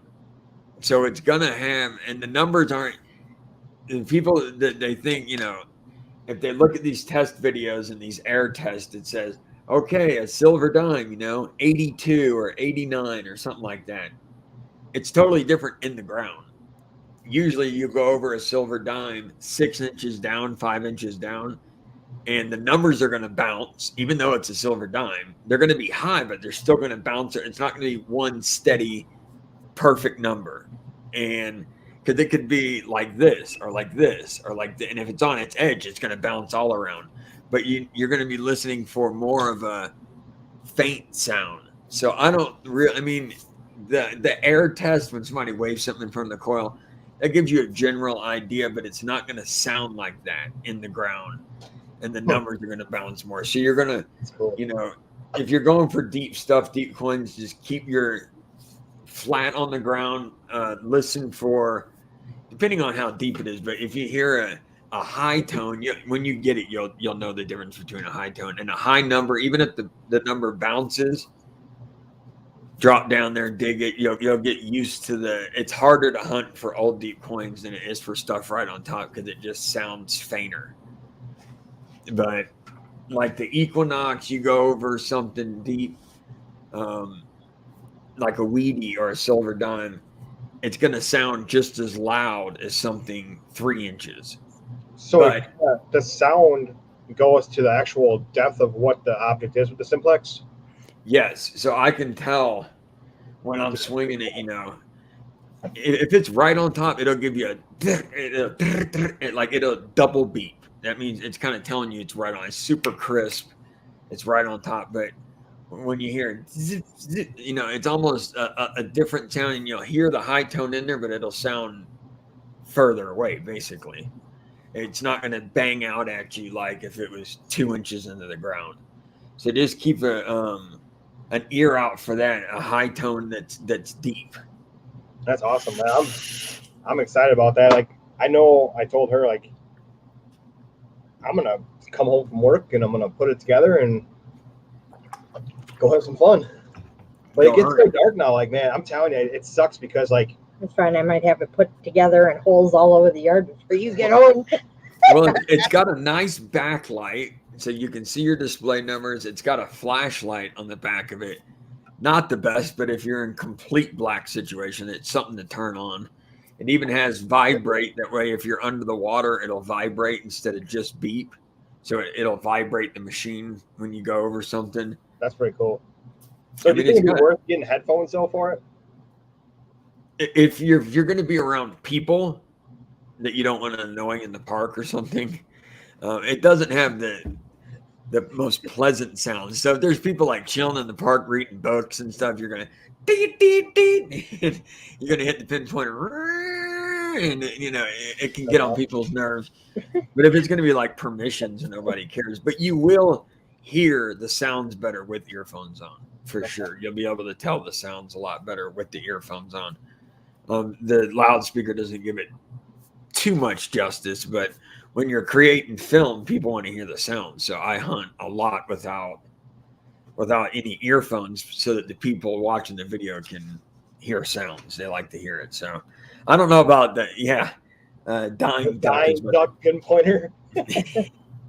I think it's funny. I got used to it, but people who just check out the videos, they're like, wow.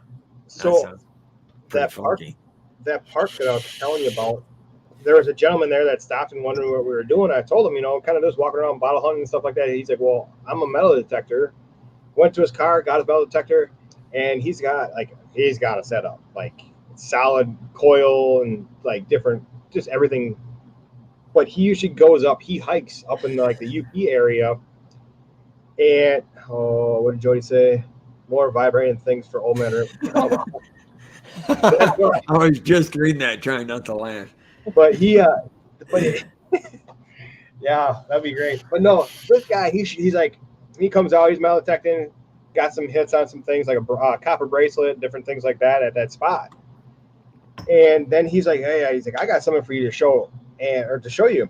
So Jen and I went over, and he pulled up his phone. He found a spearhead from the 1600s. Wow. I'm like, dude, this thing was buried. Like it was. Mm-hmm. It was buried, and he pulled it out, and I'm like, no, that's pretty cool. Have earbud adapters. Now, like the Nocta Legend, Monica will Bluetooth to anything that's Bluetooth. You can use like Beats headphones or you can use basically anything. The Simplex is I think you have to use the Simplex. Now, I think there is a screw adapter that you can get for the Simplex that has a regular 35 millimeter jack, and then you could just use any type of headphones you wanted. But if you're going to go Bluetooth on the Simplex, I think you have to have the Simplex earphones. But the new ones they're coming out with now, you can pretty much Bluetooth any of your earphones. They just don't guarantee that there's not going to be a lag. And you know, from when you're going over the sound to what you hear. But with the Nocta Legend earphones, it's the same time. And same with the Simplex and all that. You know, you're going to hear it in real time. If you use some other brand, they can't guarantee that you're not going to be off. Like when you hear the sound, it might be a second or two delay. I'm looking forward to it, man. I really am. Like, this is going to be like an opportunity because, like, we I don't know, like in wintertime, we do like canal walking. So when our rivers freeze, we do a little bit of canal walking. Elijah, that you had met earlier, we're going to start doing, him and I and Anastasia are going to start doing him and you. Anyways. As long as I ain't got to do it, I'm good. No, we're talking about doing like urban exploration and stuff like that, different stuff like that. But the thing that sucks is Jen's not able to go with us in a lot of these, like, she had a hard time. I had to pull her on a sled last year because. Oh my God, he tried to kill me on the world's smallest cliff. Upside down. I was literally upside down, head first, backwards, falling to my death in slow motion. No way. Yes, way. Like, yes, way. It's all on. We have a video of it. Literally. He's like, should I push you down or should I pull you down? He's like, I'll pull you down. And I went from this, wee, like a little kid, to this. Oh, guys. Literally. And the cliff was like this big. Holy. I literally thought I was going to die. Hey, I was going down onto the ice. Christy Bean said, "Clay, you're mean." No, I'm not. I was trying to be nice. I first sat on the sled at the car, and he was going to pull me, and literally from sitting down to this in a matter of 2 seconds, he took off, and I was on my back, and then I slowly fell off the sled. Okay. Like 2 steps, and I'm like, "Come on, Clay, can we get it together?" Dude, if we could literally make a video, like one video of all of our bloopers. Oh, It's a literal shit show every time we go out. were y'all filming? Huh? Were y'all filming? Yeah, I have. Oh, Like, so you got it on stuff film. that I haven't even released. I have like almost a full terabyte of footage that needs to be released yet. Dang, bro. Well, you're stocked up for the winter for sure. Yeah. We've been stocked up for the last 2 winters of videos, and we continue. We film year round. If there's open water, we fish year round. There's been times it's 20 below out. We're fishing in an open river. As soon as you pull your rope out the water, it instantly freezes. Oh no. Okay. Oh yeah, okay. we fish. Yeah, We fish lasso. We fish with a frozen lasso. What do you guys just Eskimo up like the kid from A Christmas Story? Like, Yeah. just bundle up He said, last year, he says, "Jen, I finally got you snow pants." And I put them on, and I sat down, and the whole thing just ripped wide open. I said, "I can't do nothing in these. They're not going to stay up." He's like, "Oh, it'll work. It'll be okay." And they busted wide open? Yeah, the zipper ripped, the button ripped. I'm just...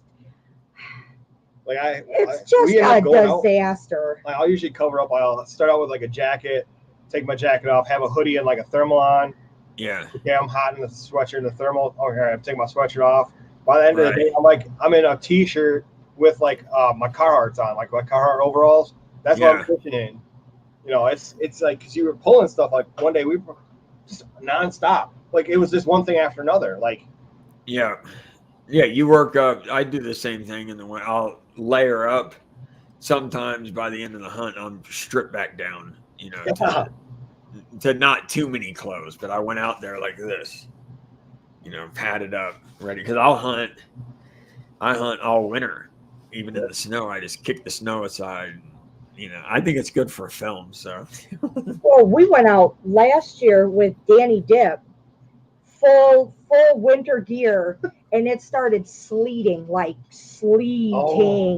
We were wringing our arms and our coats and our pants out like literally every 10 minutes. Dude, and it was like I could have filled up a bucket every time I wrung myself out. We were so wet and it was sloppy. Wet and cold.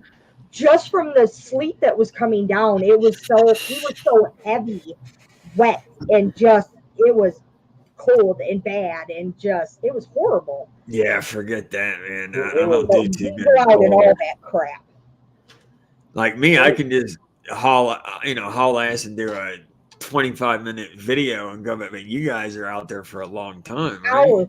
Hours in the hours. We magnet fish about right, 8 we're hours. Not dead yet. We magnet fish about 8 hours in a day. Like on a Saturday, we'll go about 8 hours. But even in the winter? Yeah. 4 or 5 maybe. Yeah, we're out there. I'm usually laying down somewhere.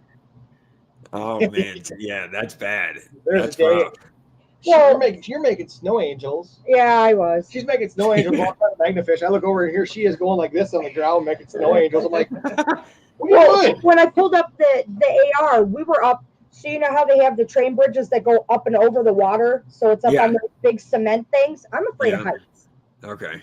I'm afraid of heights. So I was sitting down when I pulled that up. And so I got tired of sitting there and I was super scared, didn't want to stand up. So I'm laying down. I'm laying down and looking over, and I'm laying over here. I'm like literally laying in a puddle of mud. Right. Just laying because I was so tired. This is the actual video of the AR.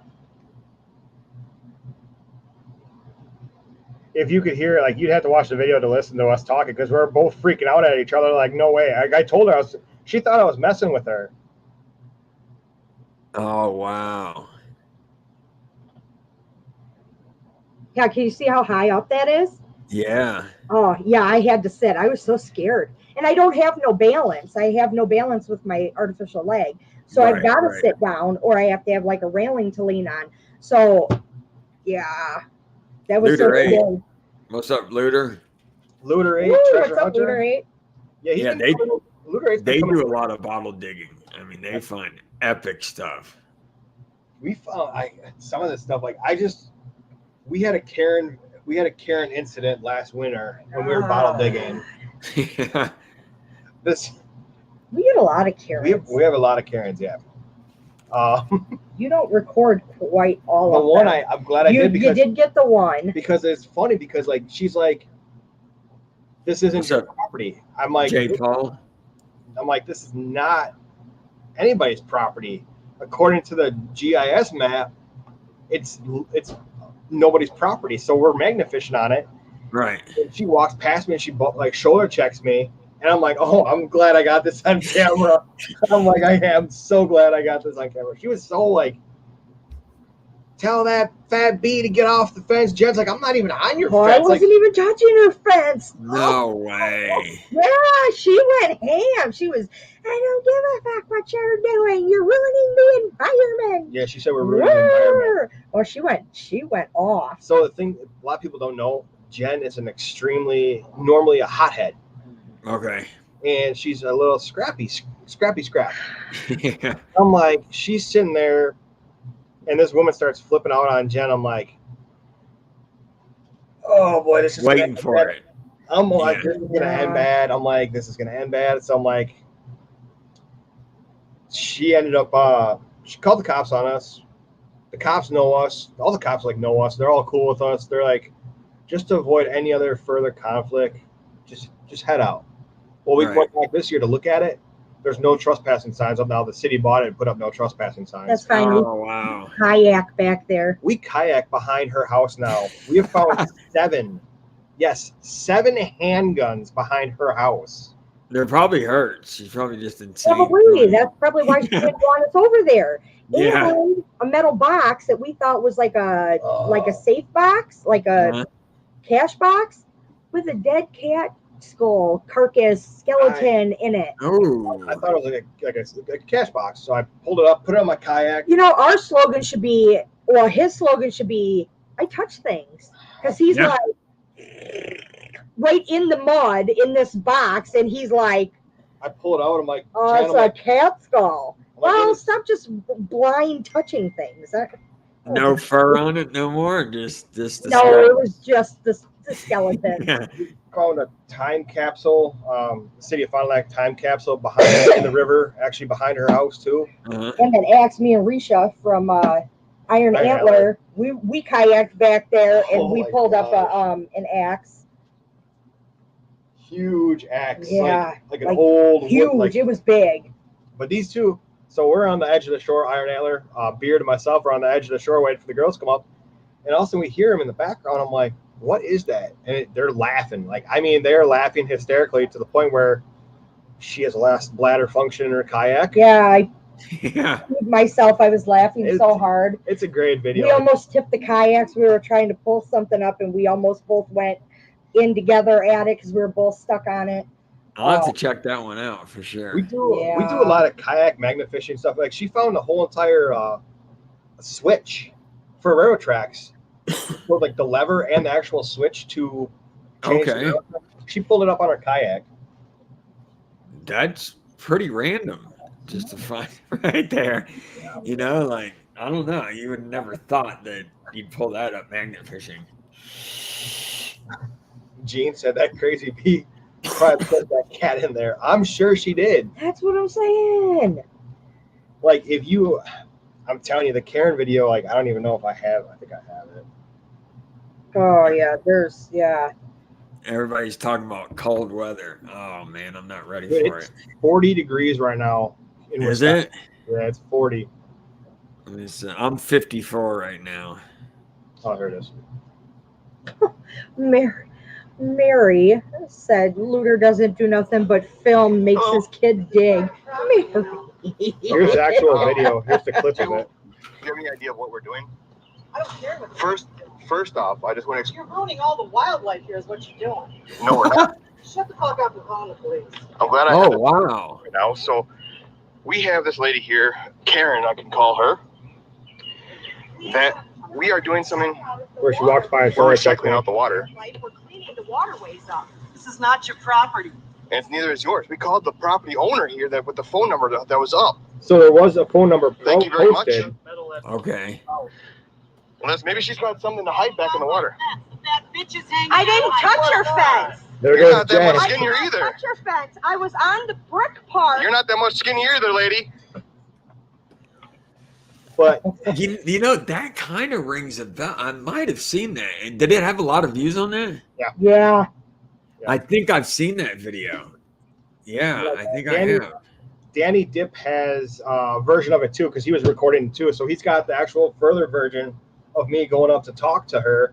And Okay. I'm trying to keep my cool, like, hey, I'm just trying to explain to you, like, we're not hurting the environment, we're cleaning the water out. And she's like, shut the hell. I'm like, Yeah. I'm like, just- okay. Yeah, I wasn't but gonna her record you. sub pump literally runs into the river behind her house. Okay. Like, oh, yeah. So we're kayaking behind her house one day, and it's us and Bryce, and Well, it was Bryce. No, it was Britain. It was us and With Britain Depths of History. and Georgia River Boys and all them. And she says, it's a Sunday, and she comes out and she says, why don't you guys get a real job? First of all, Britain hollers, I make more money in a day than you do all year. Right. I'm like, oh, here we go. Round 2 of the Karen. Oh, yeah. Yeah. Unbelievable. Oh, I got the cops calling me today. Did you? I was filming an intro at a school, and I see this dude like with earbuds in, walking around the school, but he won't like leave me out of his sight everywhere I went. And I was just filming scenery, and then he disappears. Boom, he's gone. And then 20 minutes later, I'm doing an intro. I'm still filming an intro. I hit play, and I go like this, and I did like film the front of the school. There's a cop car sitting there. So I finished and I looked over, and I get over to my bike and everything, and I'm pulling my GoPro out and getting everything set up, and the cop pulls up, boop, right here. And he just gives me one of these. So I walked over to him and looked what's going on. He's like, you know, what are you doing? I said, well, I'm a YouTube, I make YouTube videos. I'm about to film a video. I just metal detect. He's like, oh, somebody called the cops on you, not too long ago. And I'm just here to, make sure everything's all right or something like that. And I said, yeah, bro. I said, I'm candy to get metal detecting if you want to look. He's like, no, I'm not going to do all that. School's closed anyway, so I don't know why they were even calling. He's like, you're good. Have at it. And just left. But that's the first time I've had cops called on me. One time at a tot lot when I was out there with a headlamp and everything, somebody called the cops on me. But other than that, just middle of the day, school closed, and they called the cops on me while I was filming an intro. I think it was that dude, that little doucher. So, Wow. I can't. yeah, it was crazy. I mean, I hadn't even started filming yet, which would have been better if he showed up after I was filming. That way I could have got the cop on film, but There you go. still had to go. I couldn't be like, hold on, let me put my GoPro on. This one was standing on a bridge, like on a. We get called in all the time for So dumb we shit. get called in as jumpers because we're standing on bridges or Yeah. we're throwing ropes off bridges. So people are like, oh, what are these guys going to do? Or, jump off the bridge or Yeah. whatever. Next thing you know, there's a cop pulling up like, what are you guys up to? Oh, we're magnet fishing. Oh, have a good one. See you guys. Yeah. They're not worried about it. There's one day I had to turn over a crazy video. Like I had to literally turn over my footage to a cop because the cop didn't have his body camera. on, and this guy like flipped out, tried headbutting a cop. I'm running up to make sure the cop's all right and trying to get this guy like detained. The cops getting him detained. I'm like, hey man, I'm like, do you need any help? Yeah. And this guy's like flipping out. His hands are bleeding. He goes to headbutt the cop and stuff. Sorry. Yeah, you trying to skin my elbow with your chair? What are you doing? This guy's trying to headbutt the cops. I'm like, oh my dude. I'm like, what? I'm like, I just had my GoPro on, but yeah, the guy didn't like when you get out your cop car, you're supposed to have your GoPro on. Okay. Well, He didn't- it was Oktoberfest last year, and this guy was like 2 o'clock in the afternoon, 3 sheets to win. stupid drunk, Yeah. like middle of downtown, like running, screaming, like leaking blood everywhere, like just dumb.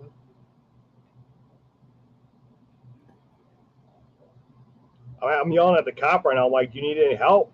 The guy sitting on the curb stands up and like headbutts the cop. I'm like, "What the heck?" Wow. Yeah, that guy was literally handing the cop his he, ass. He was 3 sheets to the wind, and like it was just crazy. Like I don't even know. Like I didn't know what to do. Like Yeah. Did you have to get involved physically? no. No, he didn't. Oh, I okay. did crowd control for the most part. Clay kind of stood there and watched until the other officers got there. Dude, Right. there And was then people like talked drunk to him. people coming over because there's so much commotion. So there's people like coming around the cop and stuff, and Jen's just Yeah. like, "Stay back, let the cop handle it." This cop's like tussling with this guy. Right. Yeah. Right.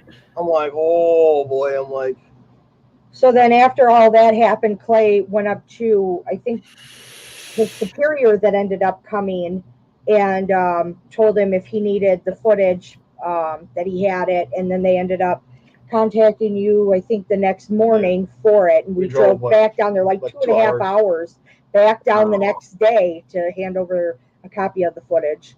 So but kind of that's saved cool. his job. the guy, GoPro saves the day. Yeah. the guy literally was like, he's like, "Hey man," he's like, "Do you have this on footage?" I'm like, "Yeah." He's like, "Can you give me a copy of it? Can you give me some footage of it?" He's like, I don't have my body camera on." Yeah. I'm like, "Yeah, dude." I'm like, let me go home and make a double of it real quick." I'm like, "Give me a call tomorrow." I'm like, "We'll come back up tomorrow and give it to you." He's like, "All right." Cool. So I talked to his supervisor right away. I said, "Hey, I got a copy of it." I said, I even showed him on the spot. Like I pulled my GoPro off and I showed him like, "Hey, the cop didn't do nothing wrong. The guy, dude, it was just a nightmare." Yeah, he was just freaking out. Exactly, guys. For Yep. those. Curious if you're interested. Oh, I have, but one bad apple ruins a person sometimes. Yeah. You guys are talking about winter coats. Girls. They're all in here talking about freezing cold and winter coats. And who wants to be the middle spoon? Medium spoon. Oh, okay, I'll be the medium spoon. My winter coat looks like what the Northerns wear, them big long black coats. I got it for Clay for magna fishing, and he didn't like it, so I was like, I guess I'm gonna wear it. And it is the bee's knees. That thing literally goes down to my knees, maybe a Really? little bit further because I am so short, and I am so warm in that thing. What is it, mate? What kind is it? I don't know. It's an ugly old man coat. Okay. It's Those black. are the best though, usually. Yeah, it's all black, and it like zips, and then it like buttons or maybe zips again. I don't know. Teresa But said it's it right. super warm, and it's like extra big, so I can like layer up under it. Right. But because I'm all of like 3 foot, literally I'm like 5 foot though. It goes down like to my knees, and it's like the cuffs buckle over, and I can zip it all the way up my face, and got this stupid hood on it, and Yeah. it's Christy Bean said a flasher coat? Question mark. not quite that. It's not thin, and it's not quite that long, but Yeah. it is big and weird looking, and I think I have a picture of me in it, and I look probably homeless. By the way, too, Wearing you it. guys, I wanted to give a real quick shout out to Blistering Barnacles. We did a sticker trade a while back, and Blistering Barnacles ended up giving us some stickers and gave us some poker chips to add to the collection. So huge shout out to Blistering Barnacles. I didn't see them in here tonight, but I know they usually watch because right now a lot of our subscriber fan base for the longest time was from the UK. And right now it's like they're 6 hours ahead of us. So it's early in the morning. They'll watch a little bit after the stream, and yeah. And what's up, Black Diamond? Yeah, Blistering Barnacles is always over at my channel too. They're freaking awesome people, awesome people as supporters. NorCal Public Watch was cracking. Just made those guys that are just coming in here. You guys are moderators. The one thing too, by the way, you guys, if you guys are ever in our chat and you guys are a moderator, feel free to drop your guys' link. You guys are always more than welcome to drop your link in here. And we always try to have everybody, subscribe to everybody, follow and like videos and stuff like that. Oh yeah, there's Jen right there. A little bit blurry, but it's just a big oversized. Okay, yeah, I see it. It looks comfy and warm. It really is, and it's just big, and it's got a lot of pockets, and it's just warm and extra long and big. So like when I'm magnet fishing, like I can get all that gunk all over me, and it doesn't go through. Right. And I'm still dry on them, and like my pant legs don't get wet, because usually when you magnet fish, like the entirety of your knees and up gets soaking wet, and so that's what I need in the winter metal detecting is knee pads and some type of pants that my legs don't get completely soaked. Well, mainly my hands. My hands freeze cold. I mean, they get numb. Mort, what's going on? Craftsman, the fleece lined Craftsman waterproof gloves. Those things are so warm. If you can find them, we got ours at Lowe's. Yeah. Lowe's. These are like the best ones. Yeah, Lowe's. They were $10 insulated. Yeah, they're fleece lined. They're waterproof, fleece insulated. They're hot. Like, dude, your hands would like sweat in them. No way. I gotta get them. Where do you get them at? Lowe's. Yeah, I'm pretty sure. Is that what's in Oshkosh? Is Lowe's or Home Depot? Either Lowe's or Home Depot. I'll pull them up and I'll show you. She's gonna find them. By the way, you guys, I put the link to Can You Dig It Metal Detecting up here. He is our guest up here tonight, you guys. So make sure you guys, if you're new to him, head over there, check him out.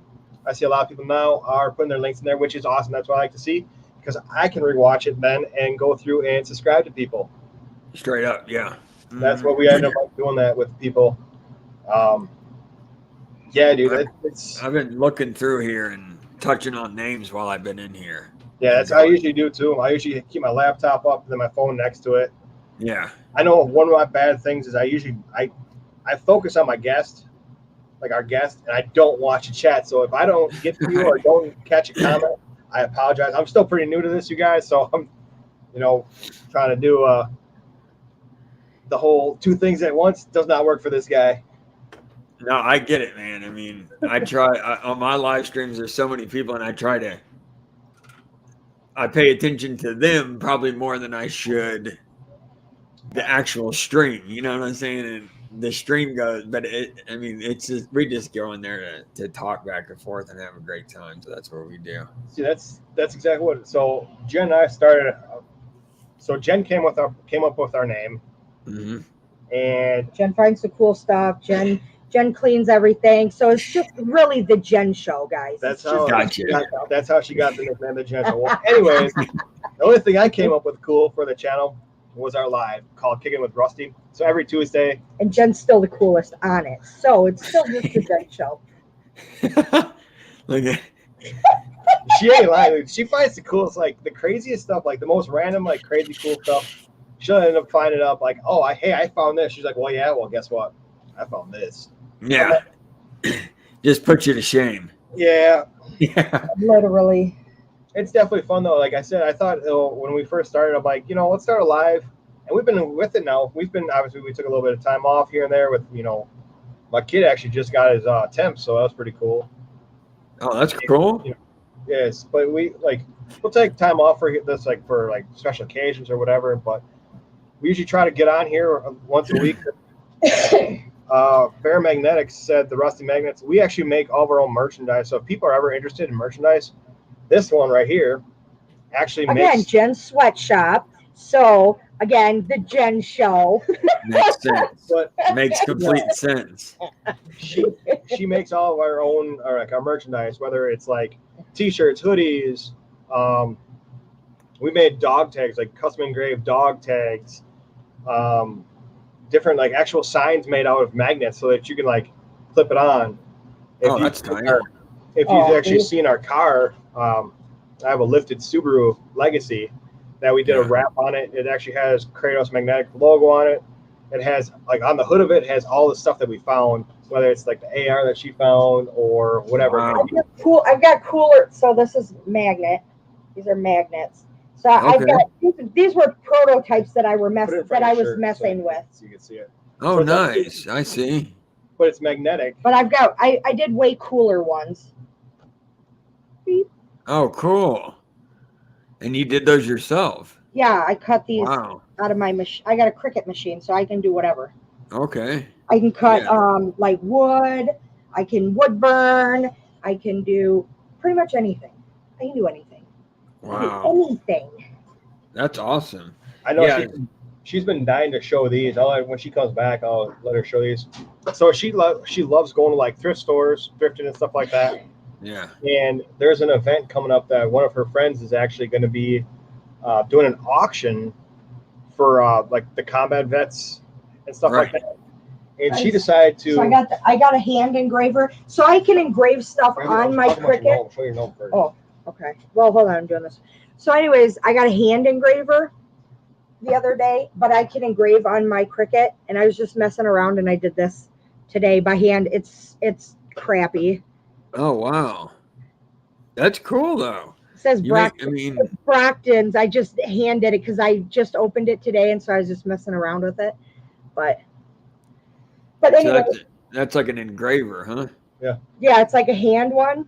Yeah. But I can set up, like, I've done our actual logo on one of those, and Nice.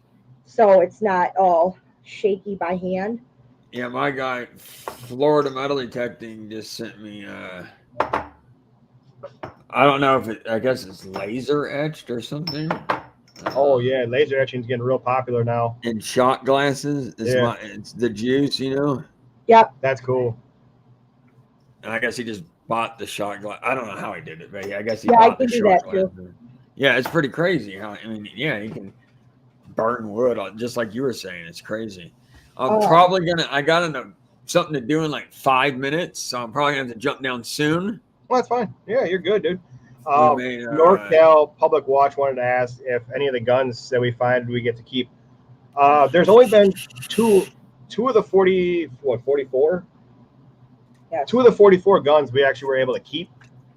I made this. It's a light. Oh, that's cool. It's a LED light up So light. it changes. I'll show you what it looked like without the actual light on it. Oh, I see. So that's the Kratos logo that we're affiliated with, and Yeah. it's a light up. So it's like the base, you turn it on, it lights up, and it's really cool the way it turned out. That is. I would love to be able to make stuff like that. I'd make so much freaking crap. I don't think I could. I'm not as She is talented the as most her. crafty mother trucker you'd ever meet. Like anywhere from cleaning up our finds that we find. Like we have a whole display case in our house. Like we have a 4-shot pepper box pistol that's got the mark on it from 1859. Wow. That I thought was literally a rock. We got to keep. Yeah. We have like Gene was nice enough. He sent us That's one of the lights I did for one of our winners. Oh, that's sick. It's got the metal detector in there. Yeah, it's got a Walking Liberty, and then it's got the Airborne. Screaming Eagles. That's for 101st Airborne Division Vietnam Vet Screaming Eagles logo. Holy cow, you're good. Thank you. She's good. She's a keeper. She's good. Yeah. So, real quick before you go, this is actually the one that she got from Goodwill, which was in horrible condition. Oh, okay. And she turned it in to this guy. This is what it looked like. Holy crap! Yeah, that's So way went different. from Goodwill to this. Yeah. So and then here's the girl. There's the girl. And I these like her. She's funny looking. These are actually going to be going to her friend that are going to be getting auctioned off for the combat vets. Okay. So yeah, she does a lot of like fun stuff like that. Like she's all crafty stuff like that. But So she doesn't mind taking her time on stuff. See, that's the problem with me. I don't have the patience. Thank you. I want to be able to like spend 5 minutes on it and it's perfect, and it doesn't ever work out. But she obviously has the patience to take her time. Oh yeah, I love it. Make things, you know, real meticulous. I guess she is. You would call it. Is that the word, meticulous? Yeah. Yeah. So I just mailed this for Dawn, the metal detective. It's a Her logo. huge. It's her logo simplified, but Yeah. it's for her back car window. So it's Oh, that's cool. Huge. I Yeah, love her. She's probably- the sweetest lady ever. it's probably, I'd say, about that big. So probably about 2 feet by like 24 by 24, probably. What? That's tight. And That's then cool.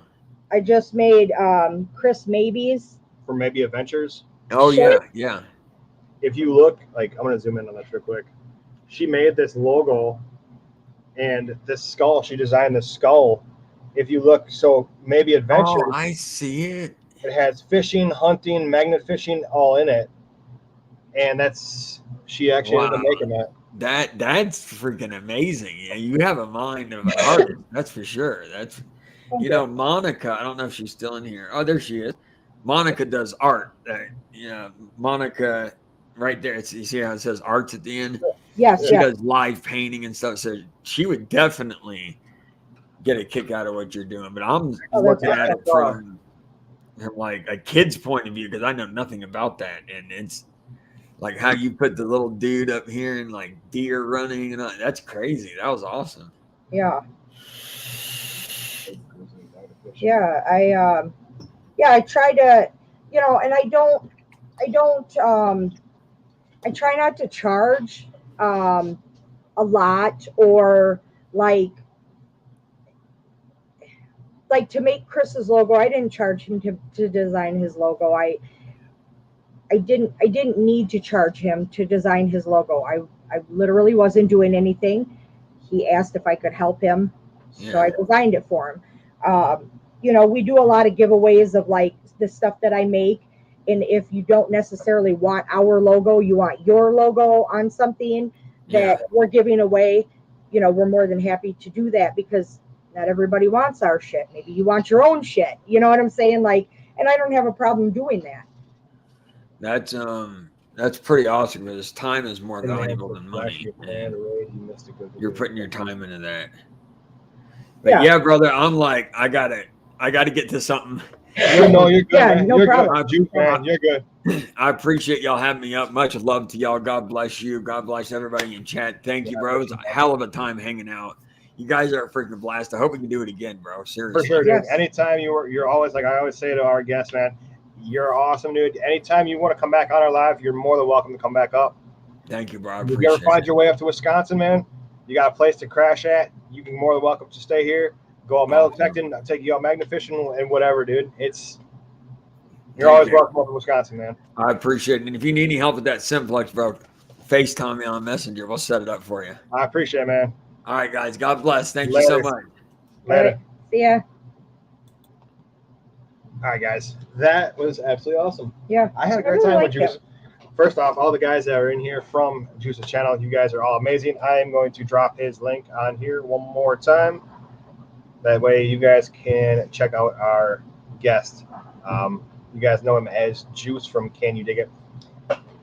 So we've been working with a little bit of different few things. I'm going to ramble for a little bit because we usually go off by now, but I'm 29, but we're only on for a couple hours. But I wanted to... Tin Man's in now. Yeah, Tim Man. He came over from Flashing Your Canal Pan. Public Watch. What's up? You're welcome. Yeah, thank you, the rest of Magnets. But I wanted to just quickly say we usually you guys see us in our room for our live, but now we're actually trying to do it out here now. we're in our basement. We're going to be thinking of some ideas for. our room is in the basement. We're just in a different section. We have a partially finished basement, partially finished basement. But you guys, we're going to try to figure out something that we can do behind us here, so you guys don't have to see all this stuff. I don't think they really care. I think we need to figure out a different light here, because this is very That's bright. really bright. Actually, click that one. So I want to see how this turns out. Hold on. We're going dark here for a second, guys. Ooh, oh. Hey. I was trying to come in scary. I couldn't get my chair figured out. That's actually not that bad, you guys. We should have done that to begin with. It makes me look not so bald and You're bald anyway. shiny. First of all, who wants to talk about bald? Hey, I still got some hair. Barely. That shit's running away quickly. My hairline is running away from me. Look at me compared to that. I Look. know. But you guys, I wanted to Look wrap like this. like we still got 22 people on here. like the Lord is sending my hair away. So shiny. Let me get a hashtag yes if you want us to stay on here for a little bit real quick. If you guys want us to stay in here for a little bit, I want to hear you guys type in Bad idea, hashtag lab. yes. What's up? I saw them in here earlier. I didn't. I wasn't really looking at the chat. I was trying to get everything up and out. Let's see. Anybody want to? Oh, nobody wants to see us stay in here. Oh, well, that's fine. We can go. Oh, Bye. Paramagnetic said yes. Bye. Paramagnetic said yes. Oh. Mary Teresa said Oh, yes. this one's way slower than that one. We don't care about your house. Good grief. Just get a ring light. Well, that's what we kind of have. If we have a ring light, oh, I can wear it as a halo. Okay, so we've got a lot of people saying yes. Heck yes, stay on. Oregon said yes. Joy Yeah, Murphy what's said why up, not? Scott? I messaged the other day. I don't know if you read it or if I just haven't been on Facebook because I'm not a Facebooker. You been, brother?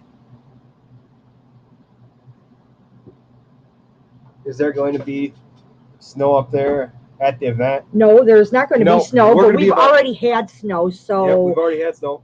We're actually going to be looking at about 50 to 60 degree temperatures during the time of the event, which is in May 27th, May 28th, which happens to fall on Iron Antler's birthday. the Kratos light now. What did she say? I want to see the Kratos light now that what? Is there snow at the event? It was hot mess. She just set it up somewhere right there. Now that it's darker. I only have a picture because I sent it to Ben. Yeah, Ben actually. Ben I don't from, keep my creative things. I give it away to you guys. I Ben have too from much crap at Kratos. my house. Ben from Kratos Magnetics actually received that Kratos Magnetic light up, which is, dude, it's so cool. Like, I don't even know, like, who else won the one at the event? I don't know. That is the actual, it's not lit up now. But We got the glare from that light now. that's what it looks like during the day. And then when you light it up, it obviously the whole thing glows. It's a I don't know. Here, let's turn this off real quick. To see if okay. We'll turn it this off. In 1 second. Oh, we still got some shadowing happening. I don't know. Go back. Oh no. Maybe not. We're so bad. We're failing. Oh, maybe there. It's not working. Nope. Sorry. Sorry, not working. I did not get it. I've been working and staying in my lane. Just took a second job. Oh man, you can't keep working like that, bud. Yeah, I sent it. You had made a post, and I commented on your post.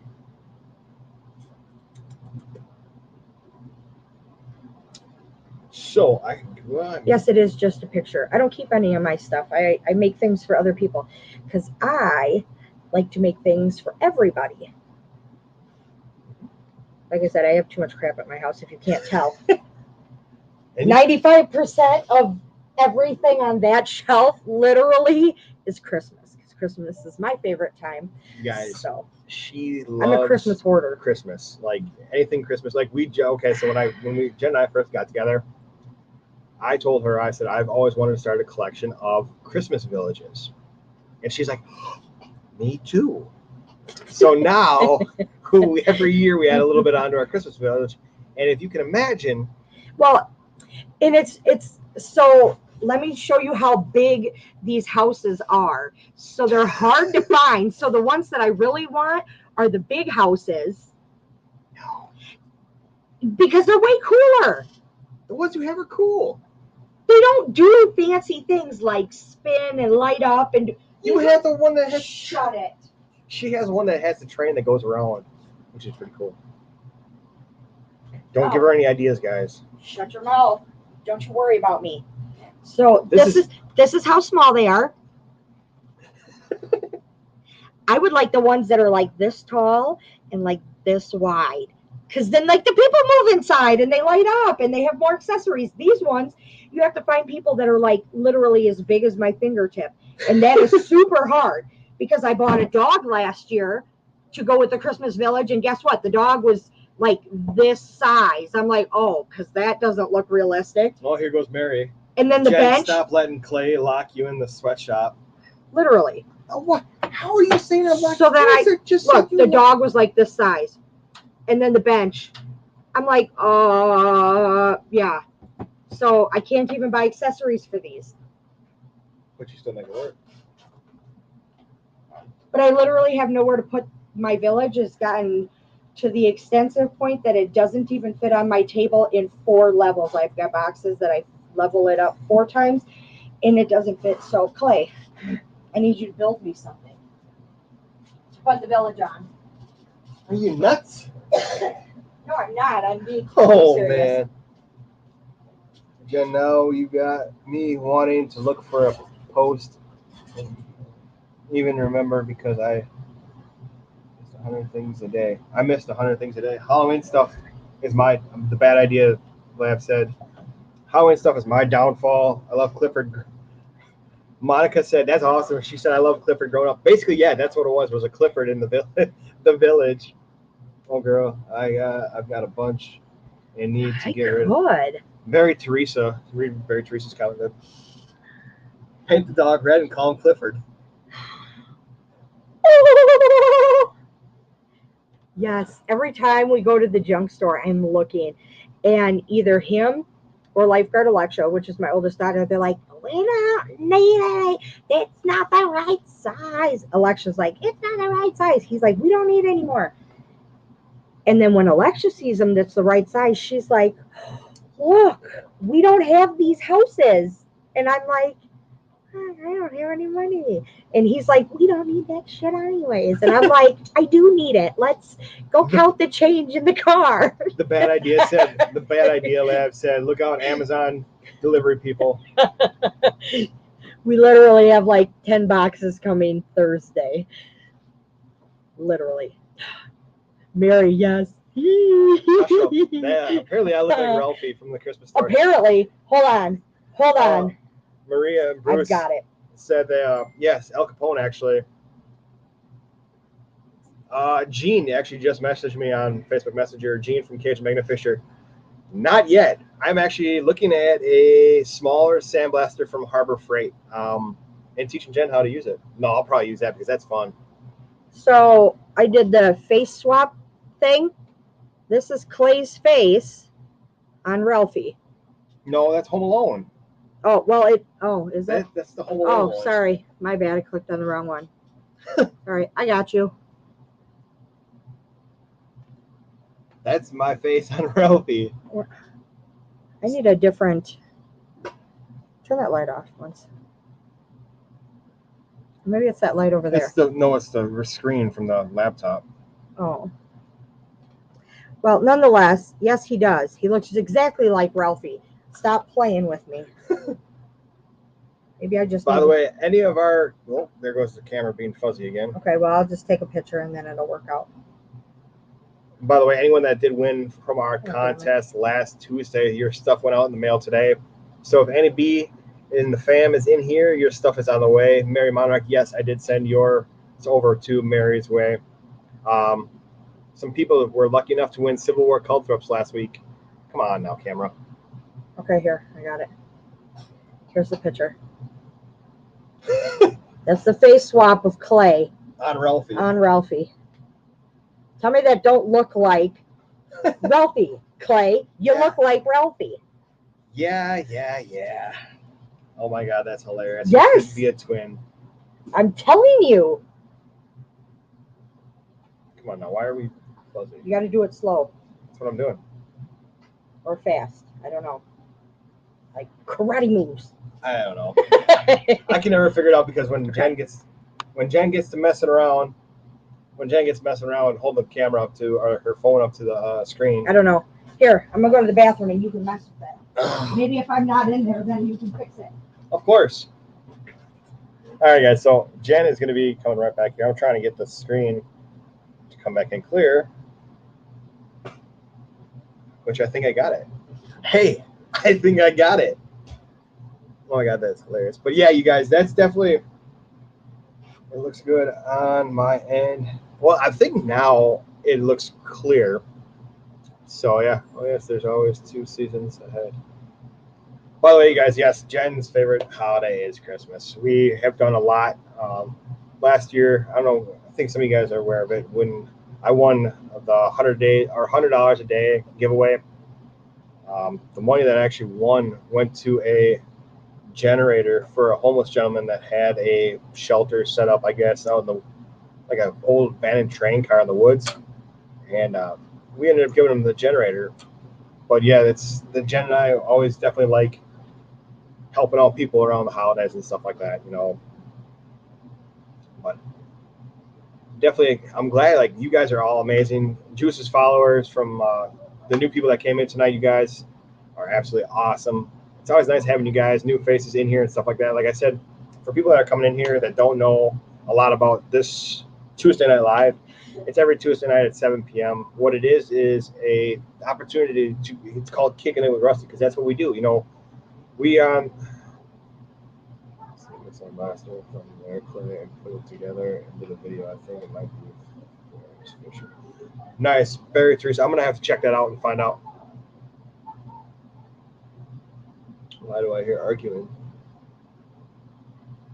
One of the older kids is arguing with Jen. But yeah, I definitely, Monica, I have a special needs son who gets anxiety bad about holidays. Not that they're coming, but more like he's going to miss it. Oh, Mary, I see. Yes, Mary, I didn't know that about your kiddo, but definitely. Yeah, I don't know where Jen is. She's probably, I don't, never mind. But yeah, you guys, I definitely, like I said, this is an opportunity for everybody just to come on here and looking at it. Nice. But it's an opportunity just for everybody to come on, kick it and stuff like that. We usually, once in a while, we'll do, lately we've been having guests and stuff like that, but we've been, we had an open panel night where if anybody wants to come up, I'll drop the link and have them come up and kick it and hang out and stuff like that. So if there's anyone that is interested in being a future guest on here, whether you're a magnet fisher or a metal detector, shoot me a message on the Rusty Magnets Facebook page and we can set something up for you that way. Anybody that wants to, just like I said, message me on Facebook Messenger, the Rusty Magnets Facebook, and just say, hey, I would like to be a guest or whatever. We usually do once in a while, we'll do giveaways and stuff. So last week was a epic giveaway. It was just, we called it the Civil War giveaway because we did give away some Civil War relics. We gave away a grape shot cannonball and I think 2 or 3 caltrops, which were pretty cool. I always enjoy finding caltrops and stuff like that. But yeah, it's. I wish my co-host would come back. Hey, Alexa, making a deal over my razors. Oh God.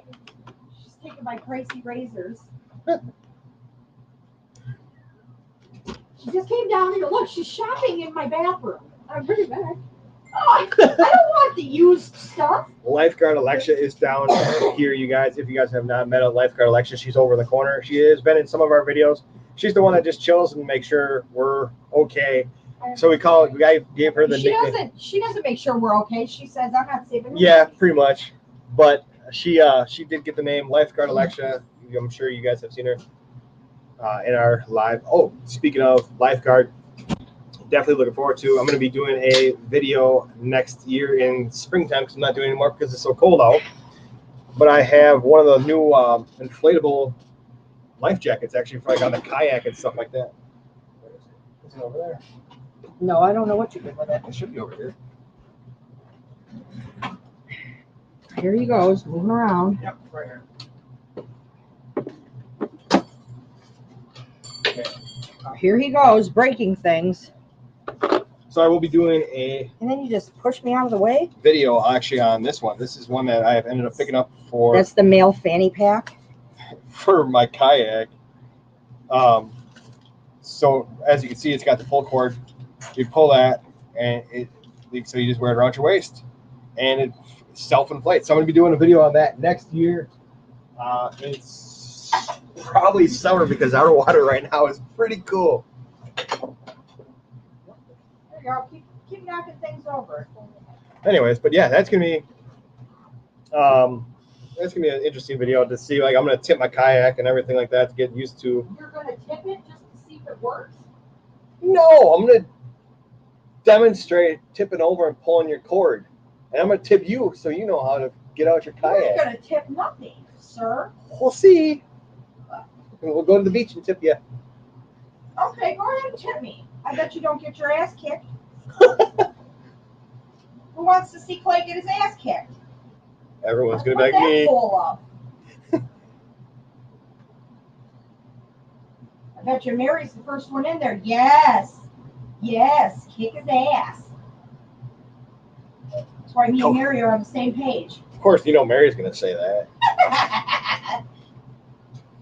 But yeah, I would Instead of definitely. yelling Jerry, we're gonna say Mary, Mary. I had a great time with Juice. You know, Juice.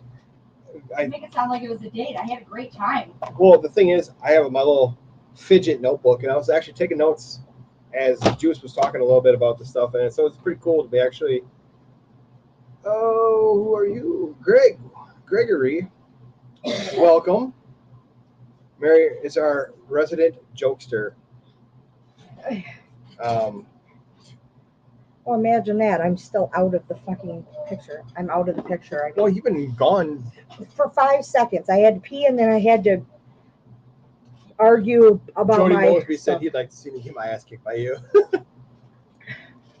If nobody knows, I can lift him up over my shoulder and walk him around. Okay, so I'm 5'8", and what am I, like 210 now? I was 220, and she was still being able to like pick me up like a fireman.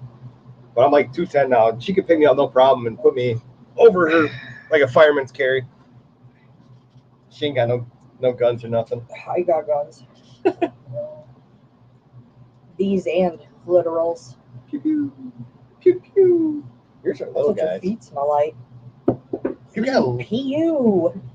you got the little guys. Joey Mosby sent the muscle emoji. Kick his ass in the river. Wow, Mary. You know how many times I really wanted to push him in? Gene said those call thrips are so freaking cool. I went up behind Jen one day and she was leaning over something. I grabbed her just to so she wasn't gonna fall, but I felt her whole backside quiver. I literally was going to turn around and swing him in. Is that better or worse? We're like in the dark now. I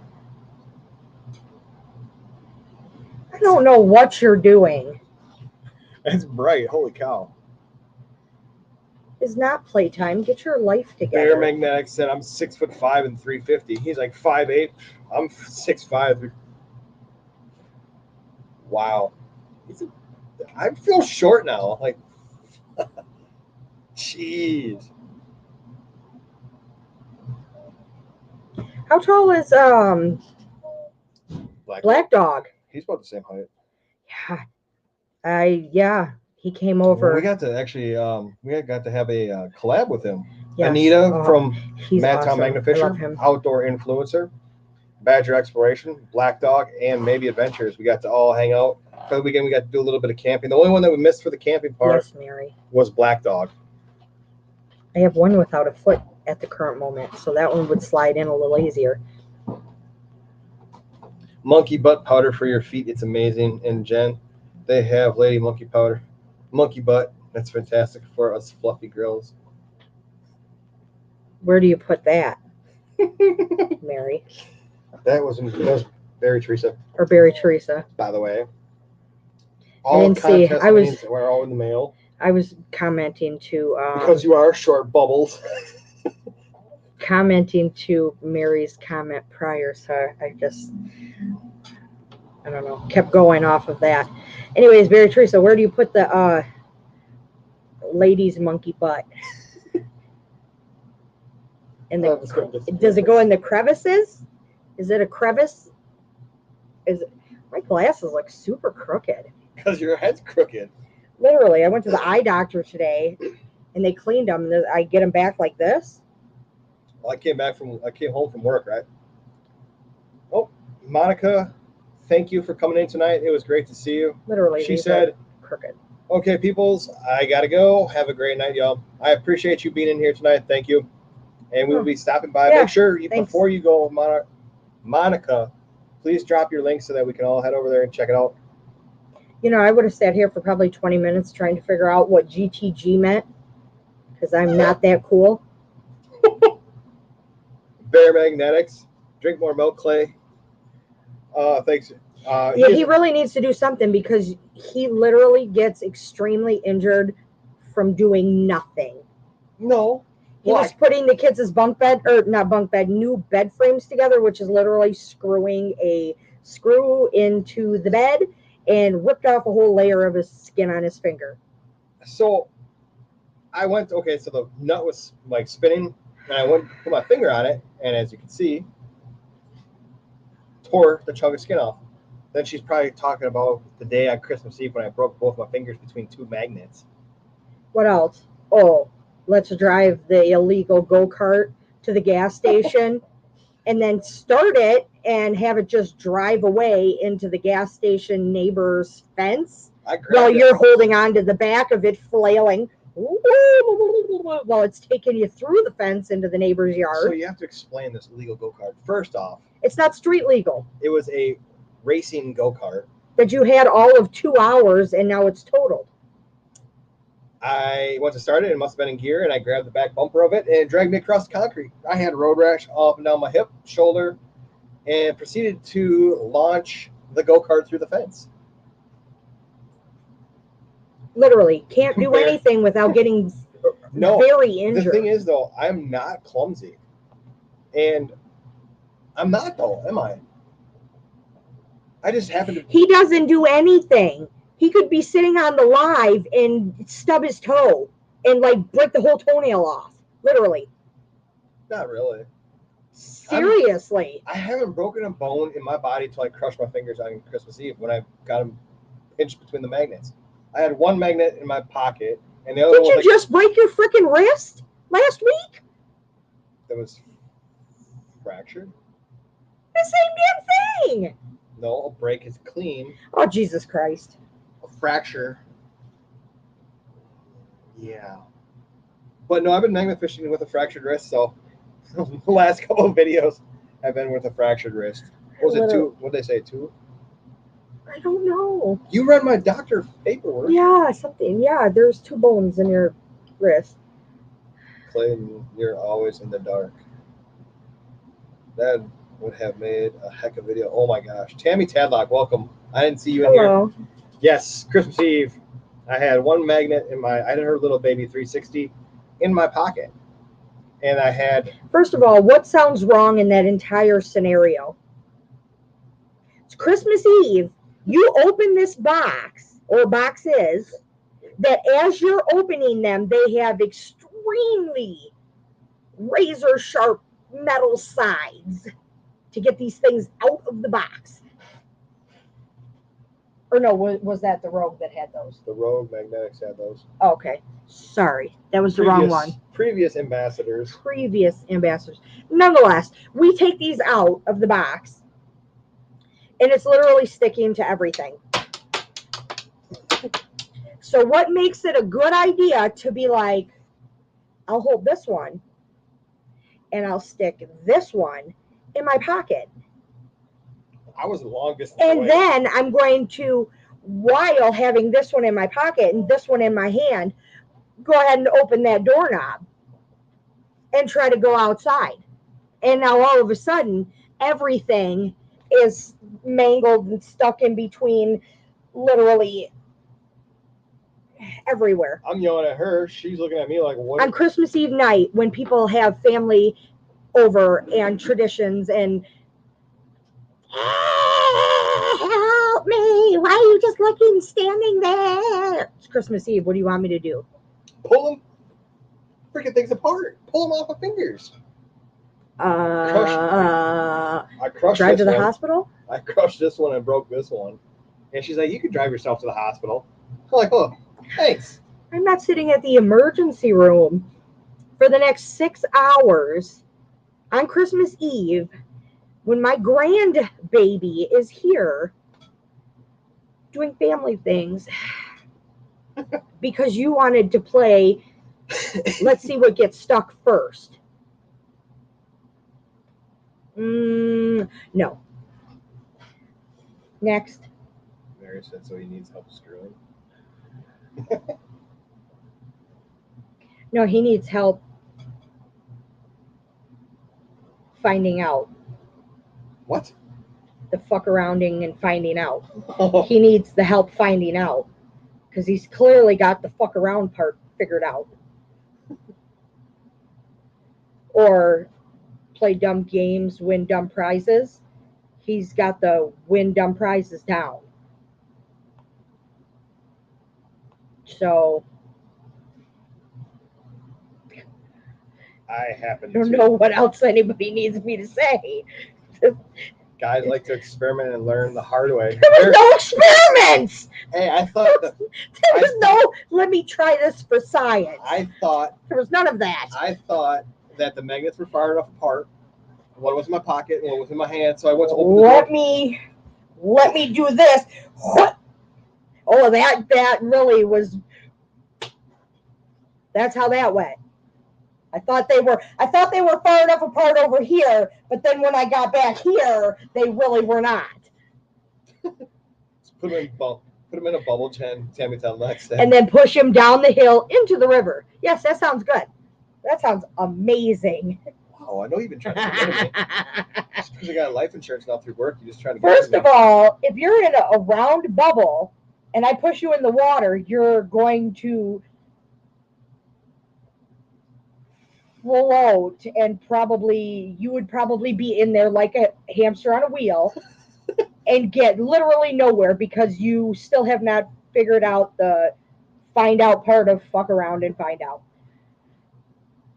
Again, I don't know what to tell you. Tammy Tailbox laughing her ass off. This is literally my life, folks. Literally my life. GMI. It is not poor Clay. It is poor me. Christy Bean. Because I have to deal with this Christy- shit. Christy Bean, thank you. I appreciate that. Hey, Jen, guess what? I just injured myself again. Okay. Well, aren't you going to help me? Don't you get? No, I don't. At this point in our relationship, I don't give a shit no more. It's bound to happen at least once a week. No, not that much. It's bound to happen enough that here you go. I can just help you with a miniature first aid kit. There ain't much left. Band-aids. There really ain't much left in this. I got this from work. It's almost used up. Alcohol pads. Yeah, there's only 3 band-aids left in there. See, guys? And he carries around a fully stocked first aid kit Well, to aid in the first aid of himself. no. It is not for yourself, but it might as well be because you're injured more than most people So the on stuff a regular. the stuff that we've seen, I figure we might as well keep it in a medical bag. Mary. Jen just make sure he has his own pants on. Would you like to enlighten the story of my pants, your pants? Sure, everybody already knows that you wore my pants. To a factory all day. Yeah, all day, the whole day, and didn't even realize that he was wearing my pants until he came home. And the minute he walks in, the kids, all 4 of them, say, "Clay, why are you wearing Mom's pants?" I said that's why I felt a little snug. He needs sympathy somehow. Maybe he needs a teddy bear. Okay, I got one for him right here. She really does. Here you go. He's your number 1 fan. Hey, Milwaukee Brewers though.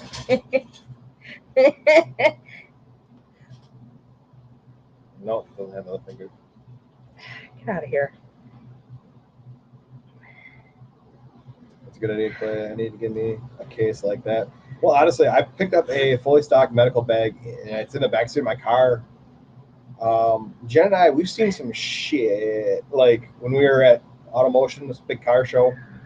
Literally everywhere we go, there's there's these an paramedics. accident somewhere. These paramedics didn't even know how to treat this lady, and Jen and I took care of her and got her all taken care of. Like the kid that I had to give CPR to when his dad was on his phone on Facebook Live recording his nephew, or was it his nephew? It was his nephew. His nephew drowning. I'm sitting there reaching in. This was like last year when we went to Detroit, or it was 2 years ago now. I think 2 years. 2 years ago. Wow. Are you guys dressing up for Halloween? Probably not. Yeah, we are. Steampunk. I'm not going out trick or treating. None of the kids are trick or treating. Who says that? We'll go out to the They bar. said that.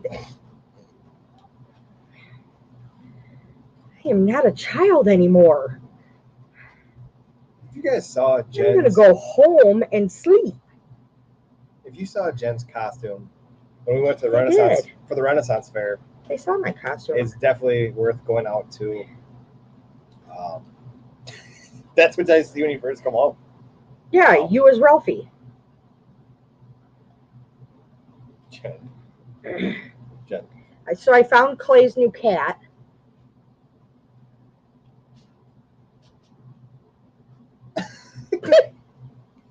Oh, why? And the dog to match. Oh, I sent you those, didn't I? No, I sent you those. See how much she loves. I carry. Get a kit like this to carry around. I literally, this medical kit has everything that you possibly could need in it. It has like deep wound packing. It has band-aids, obviously. It has a tourniquet in it. It has scissors. It has a CPR. Like it has everything in it. I picked it off Amazon. There you go. Oh, what you? That's actually not a bad idea, Gene. That's a good little kit. Jenny, you sure? He's grown up. Wow, Mary, you're on a roll. Oh my God, Joe. Even I don't have one of them. And I was a nurse. Yeah, I literally have. It has literally everything in it you could possibly need. I actually could do a whole entire video on what's in this bag. Like I said, tourniquet. It's got deep wound packing, cold compress, hot compress, gauze, CPR, like the mouth bag, and all that stuff. Jen, this was for a Renaissance Fair. Jen made this extra her leg to look like it's like almost like robotic, like I don't even know how to explain it, but it was pretty sweet. Chris Beans heading out of here.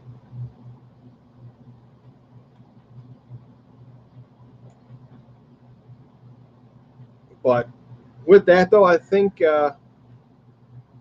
we're actually going to be getting out of here, too, because I got to eat dinner yet. I got to shower, and I got to get ready for bed. I got to work in the morning. So, there's another picture for you. There's me and Clay and my oldest daughter. Lifeguard Alexa. What's that light?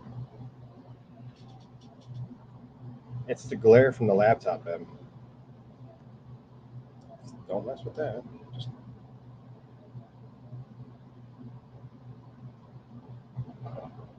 Well, that's what we're doing.